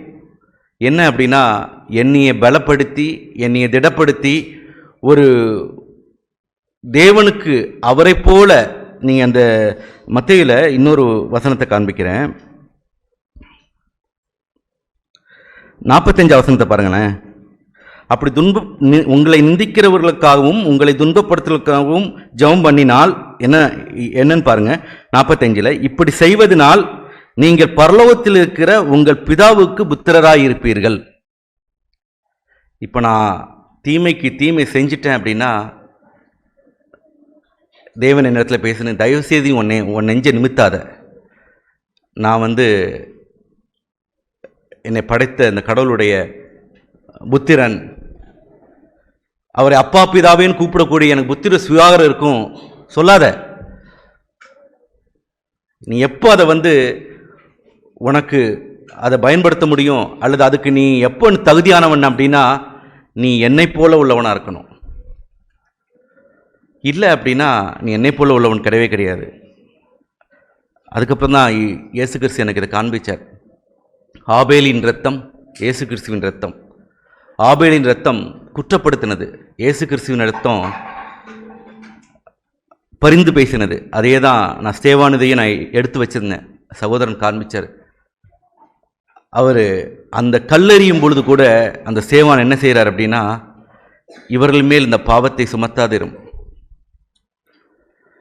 ஸ்தேவானுக்கு நடந்தது போல நமக்கு யாரும் நம்மளை நடு சந்தில நிப்பாட்டி கல்லெறியலை. ஆனால் அந்த கல்லறிவது போல சில வார்த்தைகள் வரலாம், குற்றப்படுத்தலாம். அந்த நேரத்தில் நியாயப்படுத்தாமல் அப்படியே நான் வானத்தை மாத்திரம் அண்ணாந்து பார்த்து, ஆண்டவரே இவர்களை மன்னியும், இவர்கள் அறியாமல் செய்கிறாங்க, ஆண்டவரே இவர்களை ஆசீர்வதியும். அதுதான் தேவனுடைய சாயலாக இருக்குது. தேவன் என்னோடு பேசுனது தான். நானும் அப்படியே என்னுடைய வாழ்க்கையை நான் திரும்பி பார்த்தேன். ஆண்டவரே நான் ஆசீர்வதிச்சிருக்கேனா சபிச்சிருக்கேனா அப்படின்னு சொல்லிட்டு என்னை தேவன் பின்னாடி வாழ்க்கையை காண்பிச்சு என்னை உற்சாகப்படுத்தியிருக்கிறாரு. நான் என்னுடைய பெருமையை இங்கே பேசுறதுக்கு வரல. ஆனால் இந்த சபையில் இருந்ததுனால, இந்த சபையில் தேவனுடைய வார்த்தையை கேட்டு கேட்டு கேட்டு நான் இது பண்ணதுனால, சமீபமாக நான் வீட்டை காலி பண்ணும்போது கூட அந்த ஹவுஸ் ஓனருக்கு வீடை ஃபுல்லாக க்ளீன் பண்ணி ஒயிட் வாஷ் பண்ணி எல்லாத்தையும் தொடச்சி கொடுத்துட்டு வரும்பொழுது அவர் சொன்னார், அப்பா எல்லாத்தையும் தொடச்சி எடுத்துகிட்டு போகிறையே, ஏதாவது கொஞ்சம் வச்சுட்டு போங்க அப்படின்னு. ஏன்னா அவங்களுடைய வழக்கப்படி வீட்டை காலி பண்ணுறவங்க கொஞ்சம் குப்பையை வச்சுட்டு போகணும், ஏன்னா இல்லைன்னா அவங்களுடைய ஆசீர்வாதத்தையும் நம்ம எடுத்துகிட்டு வரோம்னு சொல்லிட்டு நான் அவங்கள்ட்ட சொன்னேன். அவங்களுக்கு நான் என்னென்ன நான் இருக்கும்போது ஏதாவது பல்பு போச்சுன்னா அந்த பல்பெல்லாம் மாற்றி அதுக்கு ஒயிட் வாஷ் பண்ண அந்த டப்பாலாம் வச்சுட்டு இது இருக்கட்டும், நான் பண்ண அழுக்கு குப்பையை நான் சுத்தம் பண்ணிக்கிறேன், இது இருக்கட்டும். இன்ன வரைக்கும் அந்த ஹவுஸ் ஓனர் என்கிட்ட பேசிகிட்டு தான் இருக்கிறாங்க. நான் வெளியே வரும்பொழுது நம்ம எல்லாருமே வீட்டை காலி பண்ணும்போது நிறைய சோதிக்கப்படுவோம். கிட்டத்தட்ட 11 வீடு காலி பண்ணிக்க, ஒவ்வொரு இடத்துலையும் சோதிக்கப்படும் பொழுதும் ஆண்டவரே நான் இவர்களை ஆசீர்வதிச்சுட்டு வரட்டும். நமக்கும் தோணும், இல்லை நான் இந்த இடத்துல ஏமாற்றப்படுறேன், என்னுடைய அட்வான்ஸை வச்சுக்கிட்டு, நம்மளுடைய அட்வான்ஸ் அவங்ககிட்ட இருக்குது, அதை வச்சுக்கிட்டு அவங்க ப்ளே பண்ணிகிட்டு இருப்பாங்க. பரவாயில்ல, இந்த உலக அந்த அற்பமான அந்த பணத்தை இழந்தாவது நான் மனுஷரை சம்பாதித்து கொள்ளட்டும். இதெல்லாம் நம்மளுடைய சுபாவமானா இல்லை, என்கிட்ட அந்த சுபாவமே கிடையாது. எனக்கு எப்பவுமே இல்லை இப்படி செஞ்சிட்டிங்களா, நான் இப்படி செஞ்சுட்டு போகிறேன், இல்லை. நாம் இது பரிசுத்தாவியானவர் மாத்திரம்தான் நமக்கு தர முடியும். நான் அதன் மூலமாக மாத்திரம்தான் நம்ம மற்றவங்களை ஆசீர்வதிக்க முடியும். தேவன் என்னோட பேசின வார்த்தைக்கு நன்றி செலுத்துகிறேன்.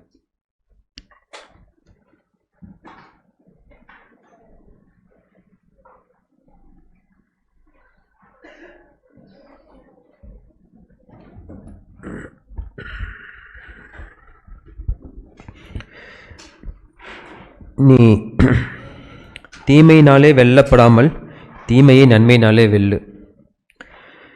தீமையினாலே வெல்லப்படாமல் அப்படின்னா, நான் ஒருத்தருக்கு தீமை செய்து எனக்கு ஒருத்தர் தீமை செய்கிறது தான் தீமையினாலே வெல்லப்படாமல். நான் தீமையினாலே வெல்லப்படாமல் இருக்கணும் அப்படின்னா, நான் முதலாவது என்ன செய்யணும் அப்படின்னா, நான் தீமை செய்யக்கூடாது. அதுதான் அதோட அர்த்தம். இந்த ரோமர் 12ஆம் அதிகாரம் ஃபுல்லாக கவனமாக படித்து பாருங்கள். அதில் சாரம்சமே 9ஆம் வசனம், உங்கள் அன்பு மாயமற்றதாக இருப்பதாக தீமையை வெறுத்து நன்மையை பற்றி கொண்டிருங்கள். முதலாவது நம்ம தீமையை வெறுக்கணும். நம்ம தீமையை வெறுத்தா தான் நம்ம தீமை செய்ய மாட்டோம். நம்ம தீமை செய்யாமல் இருந்தோம்னா தான் நாம் தீமையினால் வெல்லப்படாமல் இருப்போம். எனக்கு ஒருத்தன் தீமை செய்கிறான்னா என்ன அர்த்தம்? அதுக்கு நான் செய்த தீமைக்கு எனக்கு மறுபடியும் தீமை செய்கிறாங்க. அப்போ ஒருத்தன் எனக்கு தீமை செய்யாமல் இருக்கணும்னா அவன் தீமை செய்து என்னை வெல்லக்கூடாது. அதுதான் அதோட அர்த்தம். தீமையினால் வெல்லப்படாமல் நீ நன்மை செய். ஒருத்தருக்கும் நான் தீமையை நினைக்கவும் கூடாது, தீமையை செய்யவும் கூடாது. அதுதான் அதோடைய அர்த்தமே. நான் தீமையை நன்மையால் வெல்றது செகண்டு, அது அடுத்த பட்சம். முதலாவதாக நான் தீமை செய்யாமல் இருக்கணும். அப்படி நீங்கள் தொடர்ந்து படிச்சீங்கன்னா 13ஆம் அதிகாரம் ரோமர் 13 3ஆம் வசனம் 3லேருந்து படிக்கிறேன். மேலும் அதிகாரிகள் நற்கிரியைகளுக்கல்ல துர்க்கிரியைகளுக்கே பயங்கரமாக இருக்கிறார்கள். ஆகையால் நீ அதிகாரத்திற்கு பயப்படாதிருக்க வேண்டுமானால் நன்மை செய். நம்முடைய மேலதிகாரிகள் ஆஃபீஸ்லேயோ வெளியிலையோ நமக்கு மேலே உள்ள ஒரு அதிகாரி, அது சபையிலையோ எங்கேயுமே, நான் அந்த அதிகாரிக்கு நான் பயப்படாமல் இருக்கணும்னா நான் ஃபஸ்ட்டு நன்மை செய்யணும். அப்படி செய்தால் தான் எனக்கு இதெல்லாம் நடக்கும். நீ நன்மை செய், அதனால் உனக்கு புகழ்ச்சி உண்டாகும். உனக்கு நன்மை உண்டாகும் பொருட்டு அவன் தேவ ஊழியக்காரனாக இருக்கிறான். நீ தீமை செய்தால் பயந்துரு. நம்ம தீமை செஞ்சோன்னா நம்ம பயந்து தான் இருக்கணும். ஐயோ என்ன நடக்குமோ, எப்போ என்ன செய்வாங்களோ, பயந்துட்டே தான் இருக்கணும். பட்டயத்தை அவன் விருதாவாய் பிடித்திருக்கவில்லை. தீமை செய்கிறவன் மேல் கோபாக்கினை வரப்பண்ணும்படி அவன் நீதியை செலுத்துகிற தேவ ஊழியக்காரனாக இருக்கிறானே. ஆச்சரியமாக இருக்குல்ல? ஒரு ஆஃபீஸில் நமக்கு விரோதமாக இருக்கிறாங்கன்னு நினச்சிட்டு இருக்கிற ஒரு அதிகாரி, அவன் தேவனுடைய ஊழியக்காரனாக இருக்கிறான். அவன் பட்டயத்தை சும்மா பிடிச்சிட்டு இல்லை, பட்டயத்தை எனக்கு விரோதாவாக பிடிச்சிட்டு இல்லை. அவன் தேவனுடைய நீதியை செய்கிறதுக்கு அவன் தேவ ஊழியக்காரனாக இருக்கிறான். ஏன் அப்படின்னா நான் நன்மை செய்யலை. ஒவ்வொரு முறையும் எனக்கு ஏதோ ஒன்று எகென்ஸ்டாக நடக்குது அப்படின்னா நம்மை நாமே உத்து பார்த்தோம்னா நான் நன்மை செய்யலை, நான் சரியா இல்லை, அதனால தான் அப்படி நடக்குது அப்படின்ற இடத்துக்கு நம்ம வருவோம். இப்போது சாம் மத்தேயுல காமிச்சாரு, அதுக்கு நிகரான இன்னொரு சுவிசேஷத்தில் லூக்கா அதின சுவிசேஷம் 6ஆம் அதிகாரம், லூக்கா 6:36 வாசிக்கிறேன். ஆகையால் உங்கள் பிதா இரக்கமுள்ளவராக இருக்கிறது போல நீங்களும் இரக்கமுள்ளவராக இருங்கள், நீங்கள் பிதாவுக்கு புத்திரராக இருப்பீர்கள் நம்ம கேட்டோம். எப்போ புத்திரராக இருப்போம்னா நாமளும் மற்றவர்களுக்கு இரக்கமாக இருந்தால். மற்றவர்களை குற்றவாளிகள் என்று தீர்க்காதிருங்கள், அப்பொழுது நீங்களும் குற்றவாளிகள் என்று தீர்க்கப்படாது இருப்பீர்கள். நான் குற்றவாளி தீர்க்கப்படாது இருக்கணும்னா நான் மற்றவனோட குற்றவாளின்னு செய்யக்கூடாது. இதுதான் ரோமரில் சொல்லியிருக்குது, நீ தீமையினால் வெல்லப்படாமல் நீ இன்னொருத்தனை குற்றவாளியை தீர்க்காத. அப்படி செஞ்சால் தான் நீ என் குற்றவாளியை தீர்க்கப்படாது இருப்பாய். மற்றவர்களை ஆக்கினைக்குள்ளாக்கும்படி தீர்க்காதிருங்கள், அப்பொழுது நீங்களும் ஆக்கினைக்குள்ளாக தீர்க்கப்படாதிருப்பீர்கள். விடுதலை பண்ணுங்கள், அப்பொழுது நீங்களும் விடுதலை பண்ணப்படுவீர்கள். நான் விடுதலை பண்ணப்படணும், எனக்கு ஏன் இந்த கட்டுகள் அப்படின்னா நான் யாராச்சும் விடுதலை பண்ணாமல் இருக்கேன்னா, அதை விடுதலை பண்ணிட்டேன்னா எனக்கு விடுதலை கிடைக்கும். கொடுங்கள், அப்பொழுது உங்களுக்கும் கொடுக்கப்படும். கொடுங்கள், உங்கள்கிட்ட இருக்கிற மன்னிப்பை கொடுங்கள், உங்களுக்கு தேவன் பாராட்டின இரக்கத்தை கொடுங்கள், உங்களுக்கு தேவன் கொடுத்த அன்பை கொடுங்கள், அப்பொழுது உங்களுக்கும் கொடுக்கப்படும். அமுக்கி குலுக்கி சரிந்து விழும்படி நன்றாய் அளந்து உங்கள் மடியிலே அந்த இரக்கம், அந்த பொறுமை, அந்த அன்பு எல்லாத்தையும் போடுவாங்க. நீங்கள் எந்த அளவினால் அளக்கிறீர்களோ அந்த அளவினால் உங்களுக்கும் அளக்கப்படும். நம்ம எந்த அளவினால் நம்ம மற்றவங்களை ட்ரீட் பண்ணுறோமோ அதே அளவு தான் எனக்கு திரும்ப வரும். தேவன் பேசின ஜீவனுள்ள வார்த்தைகளை நான் தேவனை ஸ்தோத்திரிக்கிறேன். ஆமென்.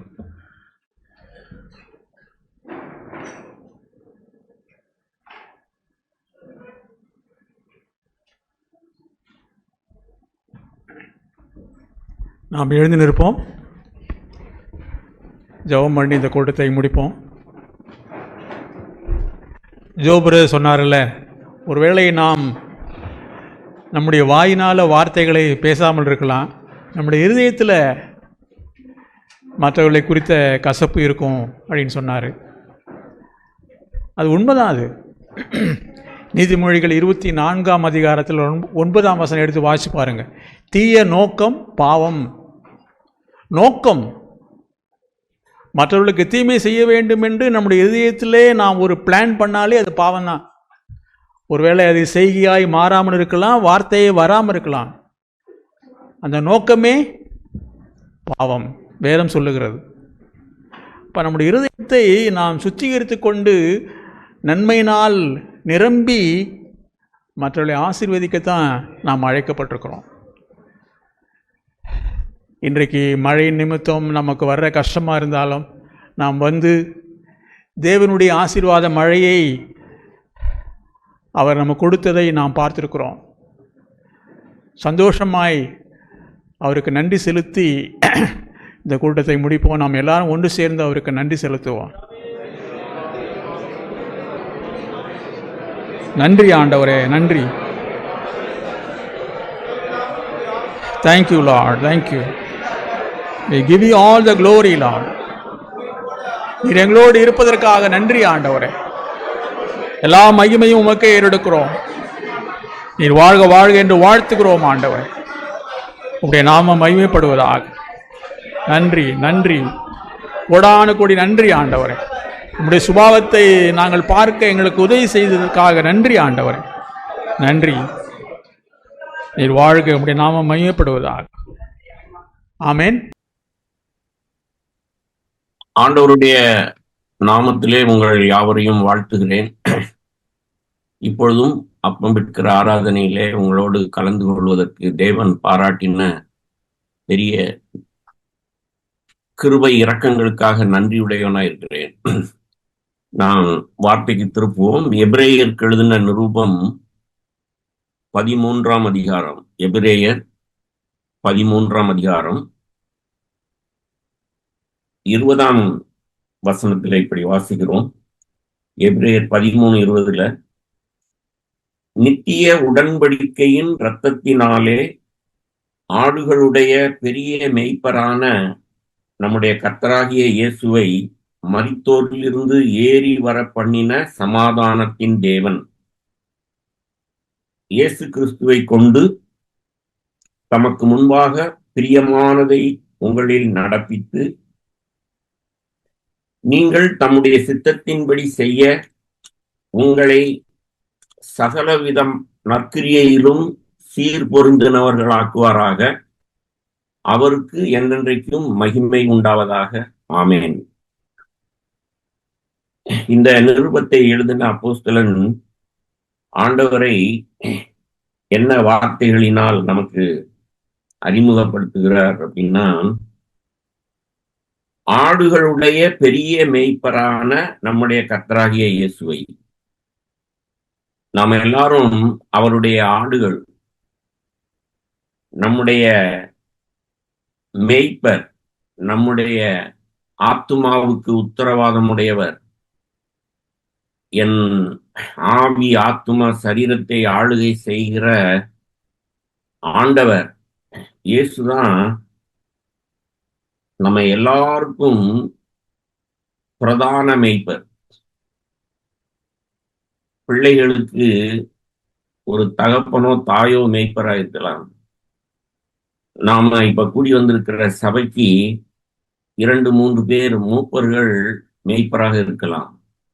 ஆனால் நாம் எல்லாரும் பார்க்க வேண்டிய, நாம் எல்லாருக்கும் மேய்ப்பராய் இருக்கிற கர்த்தராகிய இயேசுவை, அவரை உயிரோட எழுப்பினது யார்? 20ஆம் வசனத்துல, நித்திய உடன்படிக்கையின் இரத்தத்தினாலே. நம் ஆண்டவர் இந்த பூமியிலே மாம்சமும் இரத்தமும் உடையவராய் இருந்த பொழுது அவர் பிதாவோடு உடன்படிக்கை பண்ணி வாழ்ந்தார். இந்த உலகத்துக்கே ஒரு முறை பிறந்த சாத்தானுடைய ஆளுகையில் இருக்கிற, இருளின் அந்தகாரத்தில் இருக்கிற அத்தனை பேரையும் நான் ரட்சிக்கணும். அதற்காக தான் பிதாவே என்னை அனுப்பியிருக்கிறீங்க. நானும் நீர் அனுப்பின அந்த காரியத்திலே உண்மையாயிருப்பேன். மனுஷனையும் தேவனையும் பிரித்தது பாவம். அந்த பாவத்துக்கு புள்ளி வைக்கத்தான் இயேசு கிறிஸ்து இந்த உலகத்துக்கு வந்தார். ஆமென். அவர் இந்த பூமியிலே வாழ்ந்த நாட்களிலெல்லாம் பிதாவோடு உறவாடினார், பிதாவோடு உடன்படிக்கை பண்ணி வாழ்ந்தார். நான் பாவம் செய்து வாழ்வதிலும் சாவது மேல் என்று வாழ்ந்தார். ஆனால் அந்த உடன்படிக்கைக்கு உண்மையாய் இருந்ததினால் இயேசுவை பிதா உயிரோடே எழுப்பினார். அல்லேலூயா. இதான் இயேசு இந்த உலகத்தில் வாழ்ந்தபோது அவர் வாழ்ந்த வாழ்க்கை.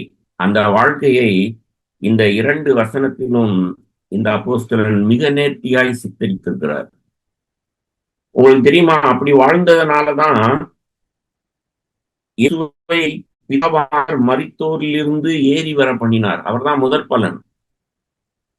நீங்களும் நானும் அவருடைய நாமத்திலே அவருடைய சீசர்கள்னா, அவர் வருகையிலே நாம் உயிர்த்தெழுவோம். மரித்திருந்தால் உயிர்த்தெழுவோம், உயிரோடு இருந்தால் மறுரூபப்படுவோம். ஆமென். இதான் சுவிசேஷம். மரித்தோரிலிருந்து ஏறி வர பண்ணின சமாதானத்தின் தேவன். தேவனுடைய ராஜ்யம் புசிப்பும் குடிப்பும் அல்ல. மாதத்துக்கு ஒரு முறை ரசமும் அப்பமும் பானம் பண்ணி ஏதோ ஒரு சடங்கை முடிப்பதல்ல. அனுதின வாழ்க்கையில் ஒவ்வொரு நாளும் அவருக்கு முன்பாக எப்படி இயேசு பிதாவுக்கு முன்பாக வாழ்ந்தாரோ அதுபோல வாழ்கிற வாழ்க்கைதான் கிறிஸ்தவ வாழ்க்கை. அப்படியே நீங்க அதே நிருபத்துல 12ஆம் அதிகாரம் 24ஆம் வசனத்துக்கு வாங்க. காலையிலிருந்து எல்லா சகோதரர்களும் பேசின வார்த்தையை கேட்டேன், உற்சாகம் அடைந்தேன். இப்பவும் ஆண்டவரே, சபையிலே இருக்கிற மேன்மையை நான் உணர்ந்திருக்கிறேன். இவர்களோடு நான் அப்பம் விட்ட ஆவலாய் இருக்கிறேன் என்று உங்களோடு ஐக்கியப்படுவதில், அப்பம் விடுவதில் மிகவும் ஆவலாய் இருக்கிறேன். எபிரேயர் 12:24 பாருங்க. புது உடன்படிக்கையின் மத்தியஸ்தராகிய இயேசுவினிடத்திற்கும் ஆபேலினுடைய ரத்தம் பேசினதை பார்க்கிலும் நன்மையானவைகளை பேசுகிற ரத்தமாகிய தெளிக்கப்படும் ரத்தத்தினிடத்திற்கும் வந்து சேர்ந்தீர்கள். இதுவரை பேசின உங்கள் மூப்பர்கள் நேர்த்தியாய் பழைய உடன்படிக்கைக்கும் புதிய உடன்படிக்கைக்கும் உள்ள வித்தியாசத்தை காட்டினார்கள். எப்படி தாவீது மன்னித்திருந்தாலும் சிமியை அவனுடைய அந்த அவன் செய்த அக்கிரமத்தை, தாவீதை தூஷித்ததை அவன் மறக்காமல் இருந்து தன்னுடைய மகனிடத்துல, நான் செய்ய முடியாத நீ செஞ்சிருப்பா அப்படின்னு சொன்னதையும் நாம் கேள்விப்பட்டோம், தியானிச்சோம். புதிய உடன்படிக்கைன்னா என்ன? இந்த அப்போஸ்தலன் நமக்கு சொல்லிக் கொடுக்கிறார் பாருங்க. எபிரேயர் 12:24 ஆபேலினுடைய ரத்தம் பேசினதை பார்க்கிலும் நன்மையானவைகளை பேசுகிற ரத்தமாகிய தெளிப்படும் ரத்தத்தினிடத்திற்கும் வந்து சேர்ந்தீர்கள். நீ கையில் எடுத்து பருக போகிற திராட்சரசம், சகோதரனே சகோதரியே, அது நம்மை தெளிக்கப்பட்ட ரத்தம், இயேசுவினுடைய ரத்தம். அந்த ரத்தம் பேசும். உங்களுக்கு காது இருந்தால் பேசும். நம்மிலே அநேகம் பேர் உணர்வறையால் அல்லது செவித்திணவுள்ளவர்களா இருக்கிறதுனாலதான் நமக்கு கேட்க மாட்டேங்குது. நான் அப்பம் விற்க போறேன், இதோ இந்த திராட்சை ரசம் அல்ல, இது இயேசுனுடைய ரத்தம்.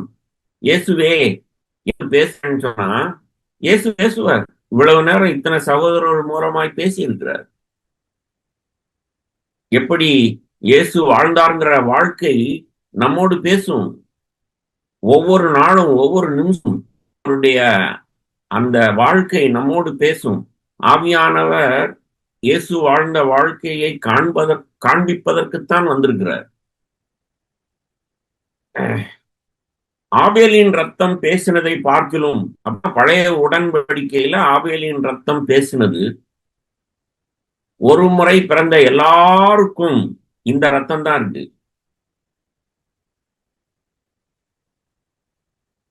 அப்படியும் நாம் பிறந்திருந்தாலும் நாம பழைய மனுஷனுக்கு இடம் கொடுத்தால் ஆபேல் நடந்தது போலதான் நாமும் நடப்போம். அவனுடைய ரத்தம் பேசினது. எப்படி பேசினது? என் அண்ணன் என்ன ஏமாத்தி வஞ்சகமா தனியா கூட்டு வந்து என்னை இப்படி கொலை பண்ணிட்டானே, அவனுக்கு என்ன செய்ய போறீங்கன்னு கேட்டது, பழி வாங்கினது. ஆனா என்னுடைய ரத்தம் அப்படி பேசலையே. இந்த அப்போஸ்தலனுக்கு வெளிப்பட்டது உனக்கும் எனக்கும் வெளிப்பட்டு இருக்கிறதா சகோதரனே சகோதரியே? மேன்மையானதை இயேசுவின் ரத்தம் பேசுகிறதா? நாம கேட்டது போல இவர்கள் அறியாமல் செய்கிறார்கள். இவர்கள் ஏதோ கொலை குற்றம், களவாணி, திருடன், அவனை கொலை செஞ்சது மாதிரி 2 கள்ளர்கள் மத்தியில என்னையும் ஒரு கள்ளன் கொலைகிறார்கள்.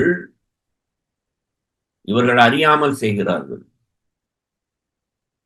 சகலத்தையும் சிருஷ்டித்த நீ பொழுதுமோடு கூட இருந்த, இப்பொழுதும் சகலையும் தங்குகிற நான் தேவகுமாரன், இப்பொழுது மாம்சமும் ரத்தமும் இருக்கிறபடினால் என்னை ஒரு அக்கிரமக்காரனை போல கொலை செய்கிறார்கள். இவர்களுடைய பாவத்தை மன்னியும்னு இயேசு வேண்டிக் கொண்டதினால்தான் நீயும் நானும் ரட்சிக்கப்பட்டு அவருடைய ரத்தம் தெளிக்கப்பட்டு அந்த பாவ மன்னிப்பை அந்த ரட்சிப்பை உணர்ந்தவர்களாய் இப்பொழுது நாம் அப்பத்திலும் ரசத்திலும் பங்கு பெற உட்கார்ந்திருக்கிறோம். சகோதரனே, சகோதரியே, நம்முடைய ரட்சிப்பு எப்படிப்பட்டது, எவ்வளவு விலையேற பெற்றது, வாழ்க்கையை நாம தியானிக்கணும். எப்படியெல்லாம் அவர் வாழ்ந்தார். என்னோட வார்த்தைக்கு திருப்புங்க. யோவான் எழுதின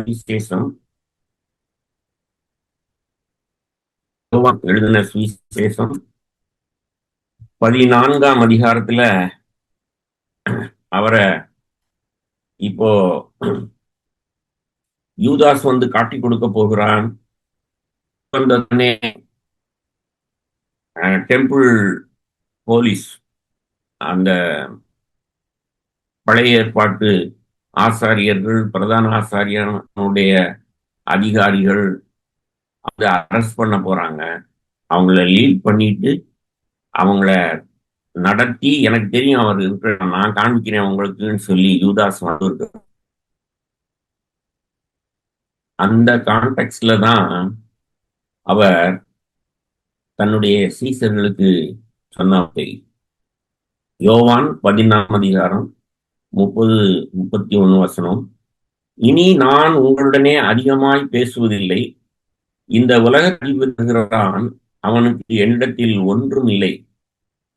நான் பிதாவில் அன்பாயிருக்கிறேன் என்றும் பிதா எனக்கு கிடைத்தபடியே செய்கிறேன் என்றும் உலகம் அறியும்படிக்கு இப்படி நடக்கும். எழுந்துங்கள், இவ்விடம் விட்டு போவோம், வாருங்கள் என்றார். அவர் சிலுவைக்கு போவதற்கு முன்பாக சொன்ன வார்த்தை அவருடைய சீஷர்களுக்கு, இந்த உலகத்தின் அதிபதி வருகிறான், அவனுக்கு என்னிடத்தில் ஒன்றும் இல்லை. உலகத்தின் அதிபதி அவர் சொல்லல. சாத்தான் இப்போ எத்தனையோ ரூபத்துல வர்றான். யூதாஸ் மூலமாய் வருகிறான். யாரை ரட்சிக்கிறதா அவர்கள் அவரை விளங்கி கொள்ளாமல் கல்லெறிந்தார்கள், அவர்கள் மூலமாய் வருகிறான். உடனே அவரை அரஸ்ட் பண்ண வருகிறவர்கள் மூலமாய் வருகிறான். இயேசு பார்த்தது போல நம்முடைய பார்வை தான். சகோதரி, சகோதரியே, நம்முடைய வாழ்க்கையில இந்த உலகத்துல என்ன நடந்தாலும், இந்த உலகமே பொல்லாங்கனுள் கிடக்கிறது, இந்த உலகமே அக்கிரமத்தில் இருக்கிறது. நம்மை சுற்றி இருக்கிற எந்த மனிதனும் ஒரு முறை பிறந்தவன் மாத்திரமே. சபையில் வாழ்ந்திருக்கிற அநேகம் பேர் கூட, மறுபடியும் பிறந்தவர்கள் கூட, எப்படி ஒரு யூதாஸ் இருந்தானோ அதே போல நம்மை நம்முடைய கஷ்டத்தில், நம்முடைய துன்பத்தில் நமக்கு உதவி செய்யாமல் நம்மை ஏளனம் செய்து நையாண்டி பண்ணி சந்துப்படுகிறவர்கள் கூட இருப்பார்கள். நமக்கு வாழ்நாளதும் நம்மிடத்தில் நன்மையை பெற்று நமக்கு தீமை செய்கிறவர்கள் கூட இருப்பார்கள். பக்கத்தில் இருக்கிற ஒரு சகோதரனையோ சகோதரியோ நீ பார்க்க கூடாது. உன்னோடு யார் அப்பம் போறாங்கிறத பார்க்காதே. உனக்காக ரத்தம் சிந்தின இயேசுவை பார். அவருடைய ஆவியை தியானி. அவருடைய ஆவி எப்படி இருந்தது? யோவான் 18ஆம் அதிகாரம். இப்போ அவர் எதிர்பார்த்தபடியே அங்கே யூதாஸ் வந்து விட்டான். 3ஆம் வசனம். யூதாஸ் போர் சேவகரின் கூட்டத்தையும் பிரதான ஆசாரியர் பரிசேயர் என்பவர்களால் அனுப்பப்பட்ட ஊழியக்காரரையும் கூட்டிக் கொண்டு பட்டிகளோடும் ஆயுதங்களோடும் அவ்விடத்திற்கு வந்தான். அதுக்கு பிறகு 2 முறை எழுதியிருக்கு. அவர் எவ்வளவு கிடைக்கும் இயேசு சீசர்களிடத்தில் அன்பு கூர்ந்தாருங்கிறது இங்க எவ்வளவு நேர்த்தியாய் விளங்குதுன்னு. யாரை தேடுகிறீர்கள்னு கேட்கிறாரு. நசரேயனாகிய இயேசுவை அப்படின்னோடனே, நான் தான்.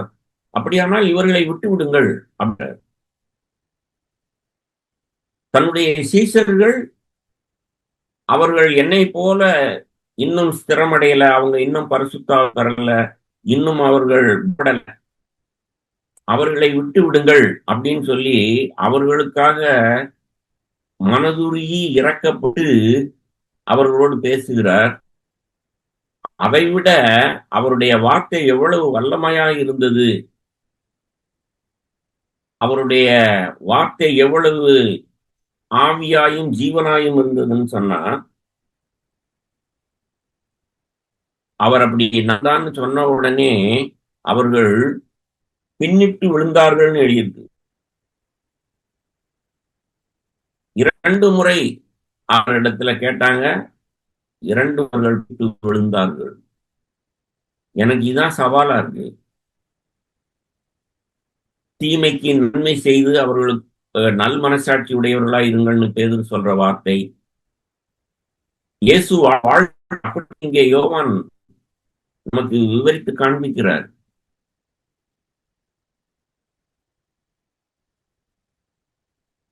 பதினொன்னாம் வசனம் பாருங்க, யோவான் 18:11. இயேசு இந்த உலகத்தில் வாழ்ந்த வாழ்க்கை, ஒவ்வொரு பொழுதும் அவர் எப்படி வாழ்ந்தார்னா, அதாவது பேதுருவோ பிரதான ஆசாரியன், அவன் மல்கூசும் வேலைக்காரனுடைய காதை வெட்டினான். மற்ற சுவிசேஷத்துல அவர் அந்த காதையும் ஒட்ட வைத்து ஜெபித்ததாகலாம் எழுதியிருக்கு. ஆனா இங்கே இந்த அப்போஸ்தலன் யோவான் இயேசு எப்படி அந்த நிகழ்வை பார்த்தார் அப்படின்னு எழுதியிருக்கு. யோவான் 18:11. அப்பொழுது இயேசு பேதுருவை நோக்கி, பட்டயத்தை உரையிலே போடு, பிதா எனக்கு கொடுத்த பாத்திரத்தில் நான் பானம் பண்ணாதிருப்பேனோ?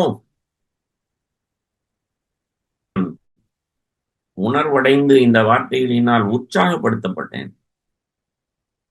என்னுடைய வாழ்க்கையில் என்ன நடந்தாலும், என் குடும்பத்தில், சபையில், இந்த உலகத்தில் என்ன நடந்தாலும், இயேசுவே உம்மை போல் நானும் அதை அவர் எப்படி எடுத்துக்கொண்டார்? பிதா எனக்கு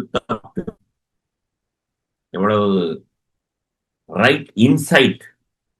அருமையான சகோதரனே, சகோதரி, அறிவுடையவர்களா இருக்கணும், நாம் வெளிப்பாடு உள்ளவர்களா இருக்கணும், ஞானமுடையவர்களா இருக்கணும்.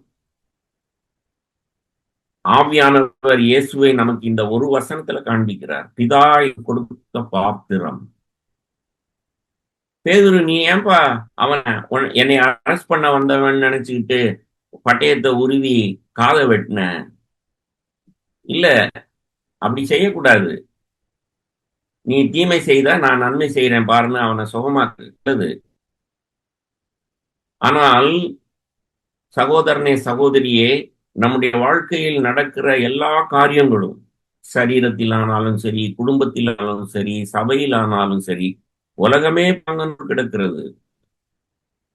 இருளின் ராஜ்யத்திலே நாம் வாழ்ந்து கொண்டிருக்கிறோம். எதிரான எல்லையில் இருக்கிறோம். சாத்தானுடைய உலகத்தில் இருக்கிறோம்.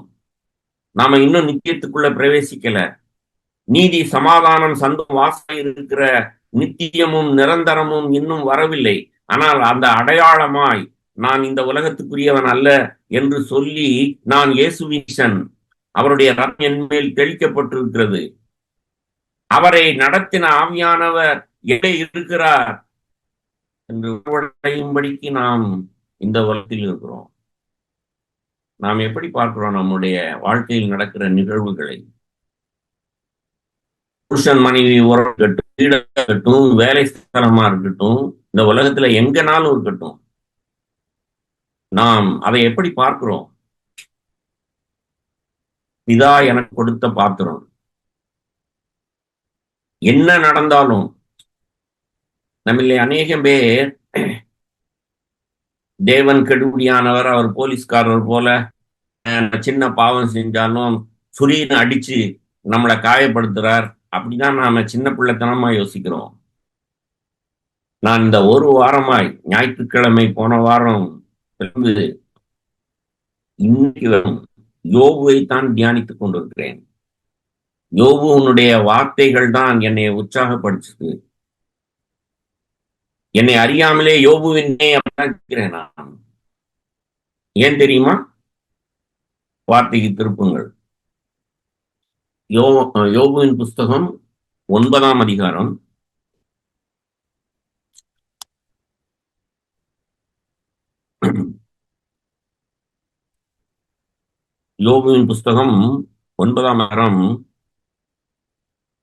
14 இருந்து, அதாவது யோபுக்கு நான் எந்த அநீதியும் செய்யல, நான் உத்தமன், நீதியைத்தான் நடப்பித்தேன், பிள்ளை கூட அவன் செஞ்சுப்பாங்களோன்னு நினைச்சு அவர்களுக்கு நான் வேள்வி செலுத்தினவன், அப்படிதான் 1ஆம் அதிகாரத்தில் அவனை குறித்து எழுதியிருக்கு. அவன் நீதிமான். He was blessed before God. He was perfect before God. ஆனா அந்த யோபுவை இவன் சித்தார், நொறுக்க சித்தமானார். அவனுக்கு நடந்ததெல்லாம் உங்களுக்கு தெரியும். அப்படி நடந்தும் அவனுடைய வார்த்தைகளை பாருங்க. என்னோடு பேசின யோபு உங்களோடு இருப்பாரா? யோபு 9ஆம் அதிகாரம் 14ஆம் வசனத்துல. இப்படி இருக்க அவருக்கு மறுமொழி கொடுக்கவும் அவரோட வழக்காடும் வார்த்தை தெரிந்து கொள்ளவும் நான் எம்மாத்திரம்? யோபு பெருமையா இருந்தா அதனால அவனை தண்டிச்சாருன்னு எல்லாம் மடக்க சிந்திக்க கூடாது. வாயில் வெளிப்பாடு வரணும். யோபு நீதிமான். அவன் எவ்வளவு தாழ்மையாய் இருந்தால் இவ்வளவு தன் குறித்து ஒரு இன்சிக்னிபிகண்டா, அதாவது எம்மாத்திரம் அப்படின்ற, நான் யாரு தேவனே, சகலத்தையும் உண்டாக்கி ஆளுகை செய்கிற நீர், உமக்கு முன்பாக நான் யார், நான் எம்மாத்திரம். அவனுடைய தாழ்மை, அவனை குறித்த ஒரு உணர்வு இப்படித்தான் இருக்கு. 15ஆம் வசனத்துல, நான் நீதிமானாய் இருந்தாலும் அவரோட வழக்காடல் என் நியாயாதிபதியத்தில் இரக்கத்துக்கு கெஞ்சுவேன். சபாஷ்.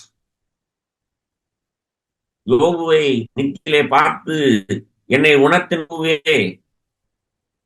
நீ வாழ்கன்னு சொல்லி அவனை கட்டி பிடிப்பேன். அவன் அக்கிரமக்காரன் அல்ல. அவன் அக்கிரமம் செய்ததினால் அவனை புறம்படித்து கர்த்தர் அடிப்பை. அவன் நீதிமான். He was a blameless man. எம்மாத்திரம்னு தாழ்மையா இருந்தவன். அப்படி இருந்தும் 15ஆம் வசனத்துல, நீதிமானாய் இருந்தாலும் அவரோடே வழக்காடாமல் என் நியாயாதிபதியினிடத்தில் இரக்கத்துக்கு கெஞ்சுவேன். சகோதரனே, சகோதரியே, நாம எல்லாரும் இந்த உலக இயேசுவை போல் இன்னும் மாறிடல. இயேசுவை போல் பூரணமாய் தாழ்மையாகவும் இல்லை, இயேசுவை போல் பூரணமாய் சுயநலமற்றவர்களாகவும் இல்லை. நாம எல்லாரும் அக்கிரமக்காரர்கள். நாம எல்லாருடைய மாம்சத்திலும் அக்கிரமம் வாசமாயிருக்கிறது. ரோமர் 7 தியானிச்சு பாருங்க. சின்ன பிள்ளைத்தனமா ரோமாம் ரட்சிப்புக்கு முன்னாடி, அப்புறம் ரட்சிப்புக்கு பின்னாடி அந்த அனுபவத்தை தான் பவுல் பேசுறான்னு சொல்லக்கூடாது. அப்போஸ்தலனா இருக்கிற பவுல், அநேகம் சபைகளை ஸ்தாபித்த பவுல், என்னிடத்தில் வேறொரு பிரமாணம் இருக்க காண்கிறேன், பாவம் வாசமாயிருக்க காண்கிறேன். பழைய ஏற்பாட்டு காலத்துல வாழ்ந்த யோபு உணர்ந்தது, நான் நீதிமான், எந்த துக்கிரியையும் நான் செய்யல. ஆனால் அவன் எவ்வளவு தாழ்நாய், தேவனே நான் நீதியா வாழ்ந்திருக்கலாம், என் கண்களோடு உடன்படிக்கை பண்ணி விபச்சாரக்காரனா இல்லாமல் இருந்தான், என்னுடைய வீட்டு வாசலிலே யாராவது அனாதையா இருந்தால் நான் மட்டும் சாப்பிட்டு இல்ல, அவனை கூப்பிட்டு அவனுக்கும் சாப்பாடு கொடுத்தவன்னு பிறருடைய பிறர் மேல் கரிசாய் இரக்கமாய் நடந்த மனுஷனா இருக்கலாம். ஆனால் அவன் எவ்வளவு தாழ்மையாய், எவ்வளவு நொறுங்கினவன். ஏன் என் மேல நீங்க இரக்கமா இருக்கக்கூடாது? கர்த்தாவே, என் தேவனே, நாம எத்தனை நீதிகளை நாம் கொண்டிருப்போம். நான் யார் தெரியுமா, அப்படி செஞ்சவன், இப்படி செய்தவன், நான் கர்த்தருக்காக இப்படி வாழ்ந்தவன், சபைக்காக இதையெல்லாம் செய்தவன். எவ்வளவு நெஞ்ச நிமித்துறோம், எவ்வளவு பெருமையா இருக்கிறோம். யோபுவை போல தாழ்மையாய் நான் எம்மாத்திரம்னு சொல்றோமா? யோபுவை போல என்மேல் இரக்கமாயிரும்னு சொல்றோமா? நீ கையில் போகிற ரத்தம், இயேசுவின் ரத்தம், அது உன்னோடு பேசுகிறதா? அது பேசினால் இப்படிதான் பேசும். உண்மையில் இரக்கம் இருக்கு. அநேகம் பேர் நாம் நம்முடைய வாழ்க்கையில ஏதாவது நடந்ததுன்னு சொன்னா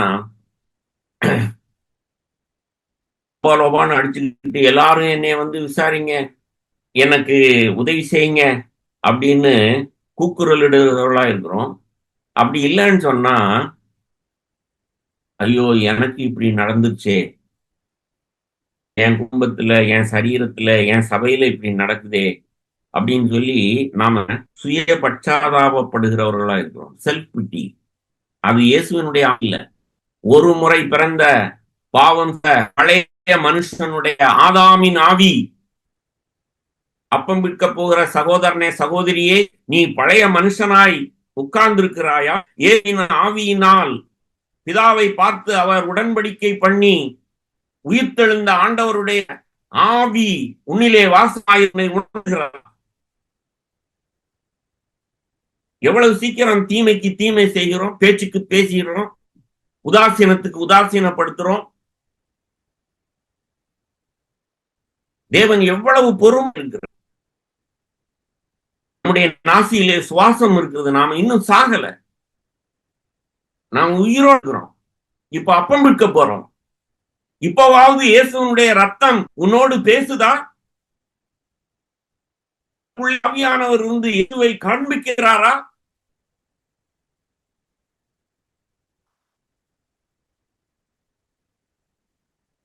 யோபுவுக்கு வந்த அந்த தாழ்மையினாலும் நொறுங்குதலினாலும் அவன் கர்த்தரை யாருன்னு அவன் அறிந்திருந்தான். யோபு 9:10 பார்த்தால் அவரே பலத்தவர், நியாயத்தை பார்த்தால் என் பட்சத்தில் சாட்சி சொல்லுகிறவன் யார்? இங்கிலீஷ்ல அதை தியானிச்சேன். If it is a contest of behold he is pity. தேவனுக்கு சமமானால் சிருஷ்டித்து அவருடைய வலது கரத்தில் தாங்கி நடத்தி கொண்டிருக்கிற சிருஷ்டியரோடு நான் சமமாய் போராடலாம் ஏன் என்று கேள்வி கேட்கலாமா?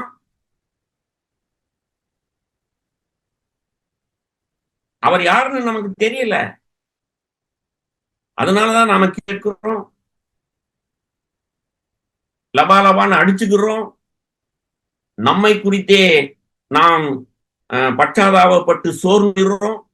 இல்ல, யோபுவின் ஆவி நம்மிடத்தில் இருக்கணும். இயேசுவை நடத்தின ஆவி இருக்கணும். அப்படின்னா நாம உணர்வு உள்ளவர்களா இருப்போம். Though I am in the right, my own would condemn me. Though I am blameless, he would prove me perverse. யோபு 9:20.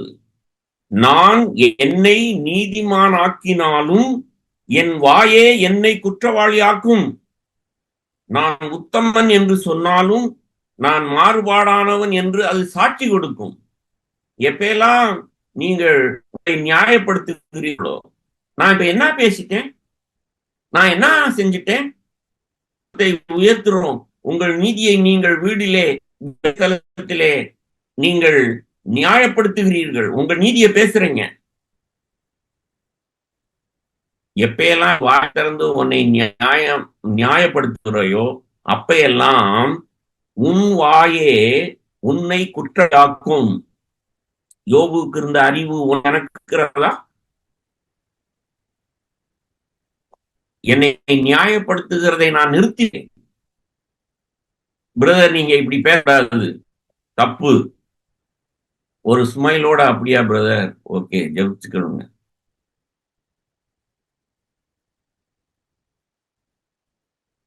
யாரோடையும் எனக்கு வழக்கு கிடையாது.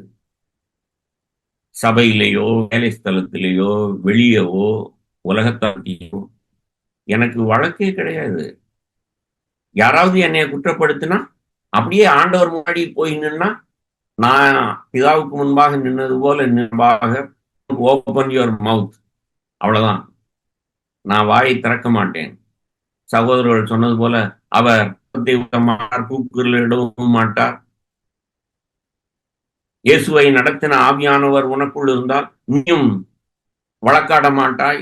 வேலை ஸ்தலமா இருக்கட்டும், சபையா இருக்கட்டும், வீடா இருக்கட்டும், தகப்பன் மனைவி உறவா இருக்கட்டும், புருஷன் மனைவி உறவா இருக்கட்டும்,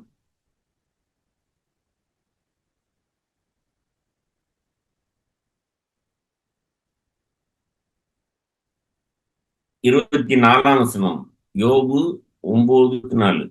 உலகம் துன்மார்க்கர் கையில் விடப்பட்டிருக்கிறது. அதில் இருக்கிற நியாயாதிபதிகளின் முகத்தை மூடி போடுகிறார். அவர் இதை செய்கிறது இல்லை என்றால் பின்ன யார் இதை செய்கிறார்? நம்மள அநேகம் பேருக்கு நம்மை சுற்றி அக்கிரமம் நடக்கும்போது, நாட்டு நடப்பா இருக்கட்டும்,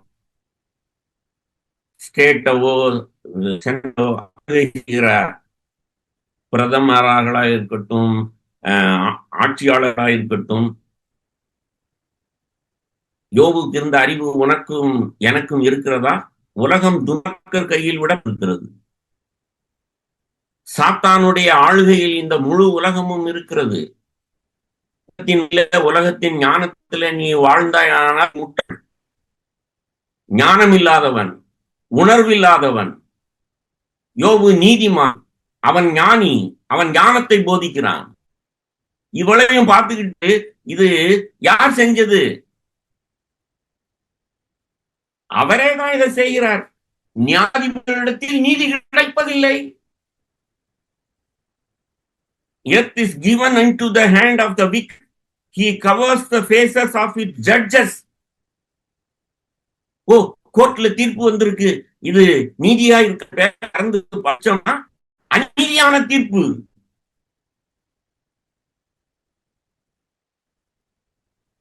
நாம சோர்ந்து போக கூடாது. இந்த உலகம் பொல்லாங்கனுக்குள் கிடக்கிறது. உலகின் ஆகிய சாத்தான் ஆளுகை செய்கிற உலகத்திலே இருக்கிறோம். நீதிமன்றத்துல கூட நீதி கிடைக்காது.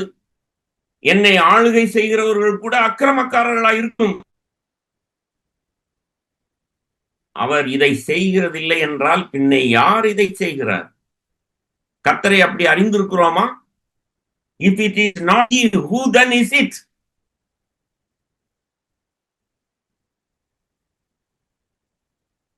உங்களுக்கு தெரியுமா, ஆறுதலான விஷயம், யோபுவினிடத்தில் நான் கற்றுக்கொண்ட ஆறுதலான விஷயம். அப்படியே ஒரு தாழ முன்னாடி திருப்புங்க, யோபு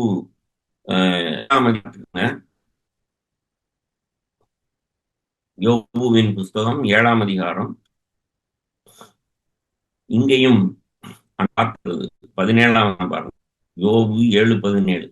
மனுஷனை நீர் ஒரு பொருட்டாக எழுகிறதற்கும் அவன் மேல் சிந்தை வைக்கிறதற்கும் காலைதோறும் அவனை விசாரிக்கிறதற்கும் மனுஷரும் அவனை சோதிக்கிறதற்கும் அவன் மாத்திரம். தேவனே நம்மை அப்படி நிமிஷந்தோறும் நாள்தோறும் நாம் செய்கிறதையும் கவனித்துக் கொண்டிருக்கிறார். எதுக்காக கவனித்துக் கொண்டிருக்கிறார்? இவன் தப்பு செய்வான், இவனை சுற்றின்னு ஒரு போடணும், இவனை காலை ஓடிக்கணும், இவன் உயிரை வாங்கணும் அப்படின்னா என்ன? 20ஆம் வசனம், மண்ணுயிரை காப்பவரே, பாவம் செய்த ஆனால் உமக்கு நான் செய்ய வேண்டியது என்ன? நான் எனக்கு தானே பாரமாயிருக்கும் நீர் என்னை உமக்கு லெக்காக வைத்தது என்ன? 21, என் மீது நீர் என் அக்கிரமத்தை நீக்காமலும் இருக்கிறது என்ன? இப்பொழுதே மண்ணில் படுத்துக் கொள்வேன். விடியற் காலத்திலே என்னை தேடுவதானால் இரேன். அவன் எவ்வளவு நொறுங்கி தேவனிடத்துல போய், ஆண்டவரே நான் எம்மரம், எனக்கு ஆறுதலாய் உற்சாகமா இருந்தது என்ன தெரியுமா?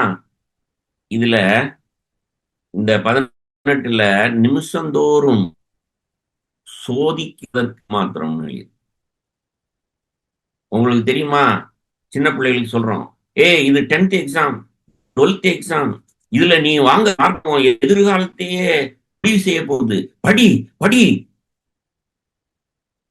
தேவன் நம்மை சோதிக்கிறார். சகோதரனே, சகோதரியே, திடீர்னு நம்முடைய வாழ்க்கையில நடக்குது.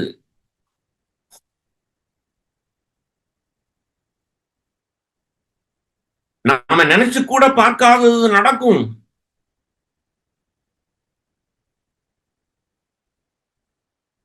யோபுவை போல எனக்கு வெளிச்சம் இருக்கா, உணர்வு இருக்கா? தேவன் என்னை சோதித்து அறிய விரும்புகிறார். நான் யாருன்னு எனக்கு காண்பிக்க விரும்புகிறார். என் இருதயத்துல நான் எப்படி என்னை காண்பிக்க விரும்புகிறார். என்னுடைய பெருமையை காண்பிக்க விரும்புகிறார். என் சுயநலத்தை காண்பிக்க விரும்புகிறார். இன்னும் சொல்ல போனா என்னைய ப்ரொமோட் பண்ணாகத்தான் 10th இருந்து 12th, 12th இருந்து PhD வரைக்கும் இந்த உலக வாழ்க்கையில என்னைய மேலும் மேலும் என்னைய டெஸ்ட் பண்ணி பரீட்சை வச்சு பாஸ் பண்ண வச்சு என்னைய நித்தியத்துக்கு ஆயத்தப்படுத்துகிறார். அல்லேலூயா. அப்படி நமக்கு விசுவாசம் இருக்கா? ஆண்டவரே, உம்மை போல நேசிக்கிற சமயத்துல நான் விசுவாசத்திலே பலப்படும்படிக்கும் நான் அன்பிலே வளரும்படிக்குத்தான் என்னை சுற்றி நடக்கிற காரியங்கள் எல்லாம். இயேசுவை நான் சிந்திச்சு பார்க்கிறேன். யூசை நண்பனே என்று அழைத்தார். என்னோட அப்பம் விற்கிற என் சகோதரர்கள் கூட என்னை புரிந்து கொள்ளாமல் ஏற்றப்படுத்தினால் தேங்க்யூ, காட் பிளஸ் யூன்னு சொல்லணும். அதான் நாம் செய்ய வேண்டிய ஒண்ணு. அப்ப நம்ம இப்பொழுது அப்பம் விற்கணும். ஆண்டவரே, இந்த உலகத்துல என்ன நடந்தாலும், என் சரீரத்துல, என் குடும்பத்துல, என் சபை என்ன நடந்தாலும் நீர் அறிவீர். எனக்கு பரீட்சை வைக்கிறீங்க, இந்த பரீட்சையில நான் பாஸ் பண்ணிடணும், உம்முடைய சாயலாகணும், உம்மை போல் நான் மாறணும், நான் நித்தியத்துக்கு தயாராகணும். தேவனே சாட்சி, ஒவ்வொரு நாளும் எனக்கு இருக்கிற உணர்வு, இன்னைக்கு எனக்கு நடக்கிற காரியத்துல இதுதான் என்னுடைய கடைசி நாள்னு நான் வாழட்டும். நாளைய குறித்து எனக்கு கவலை வருது, பயம் வருது. ஆனா என்னுடைய கவலைகள், பயங்கள் எல்லாவற்றையும் தேவனே சர்வத்தையும் செய்கிற கர்த்தாவே உம்மிடத்திலே ஒப்புவிக்கிறேன் அப்படின்னா எனக்கு சமாதானம் உண்டாகுது. அருமையான சகோதரனே, சகோதரியே, ஆராதிக்கிற கர்த்தர் யோபுவின் தேவன் நம்முடைய தேவனா இருக்கட்டும். யோபுவுக்கு இருந்த அறிவும் தெளிவும் நம் இருக்கட்டும். சிந்தை நம்மிடத்திலே இருக்கட்டும். இயேசுவை போல் சிந்திப்போம், இயேசுவை போல் செயல்படுவோம். இது நம்முடைய பலத்தினாலே நடக்காது. பரிசுத்த ஆவியானவர் தான் இயேசுவை நடத்தினார். ஆகையினால் தான் இயேசு உயிர்ப்பிக்கப்பட்டார். இப்ப நீயும் நானும் நித்தியத்திலே அவருடைய வலது பார்சத்திலே, இயேசுவின் வலது பார்சத்திலே அமர வேண்டுமானால் நாமும் போகணும். சோர்ந்து போக வேண்டாம். பரீட்சையில் நீங்கள் உற்சாகம் அடையுங்கள். நாம் படுகிற பாடு கொஞ்சம் நம்மை தேவன் நித்தியத்துக்கு ஆயத்தப்படுத்துகிறான் என்று உணர்வடைவோம். போதுமான அளவு நம்முடைய தேவையை உணர்ந்திருக்கிறோம். எவ்வளவாய் பழைய மனுஷனுக்கு நாம் இடம் கொடுக்கிறோம்னு உணர்ந்திருக்கிறோம். நாம் யாவரும் எழுந்து நின்று தேவனை நோக்கி பார்ப்போம். ஆவியானவரை நாம் தேடுவோம். நம்முடைய வாழ்க்கையிலே இந்த அப்பம் விற்கிற வேளையிலே தேவனே எங்களை நிரப்பும், இயேசுவை நிரப்பின ஆவியானவரே எங்களை நிரப்பும் என்று கெஞ்சுவோம். நாம் எழுந்து நின்று ஜெபிப்போம். தனித்தனியாய் ஜெபிக்க நேரமில்லை. நாம் எல்லாரும் சேர்ந்து ஜெபித்து விட்டு அப்பத்திலும் ரசத்திலும் பங்கு பெறுவோம். கர்த்தர் உங்களோடு இருப்பாராக. ஆமென்.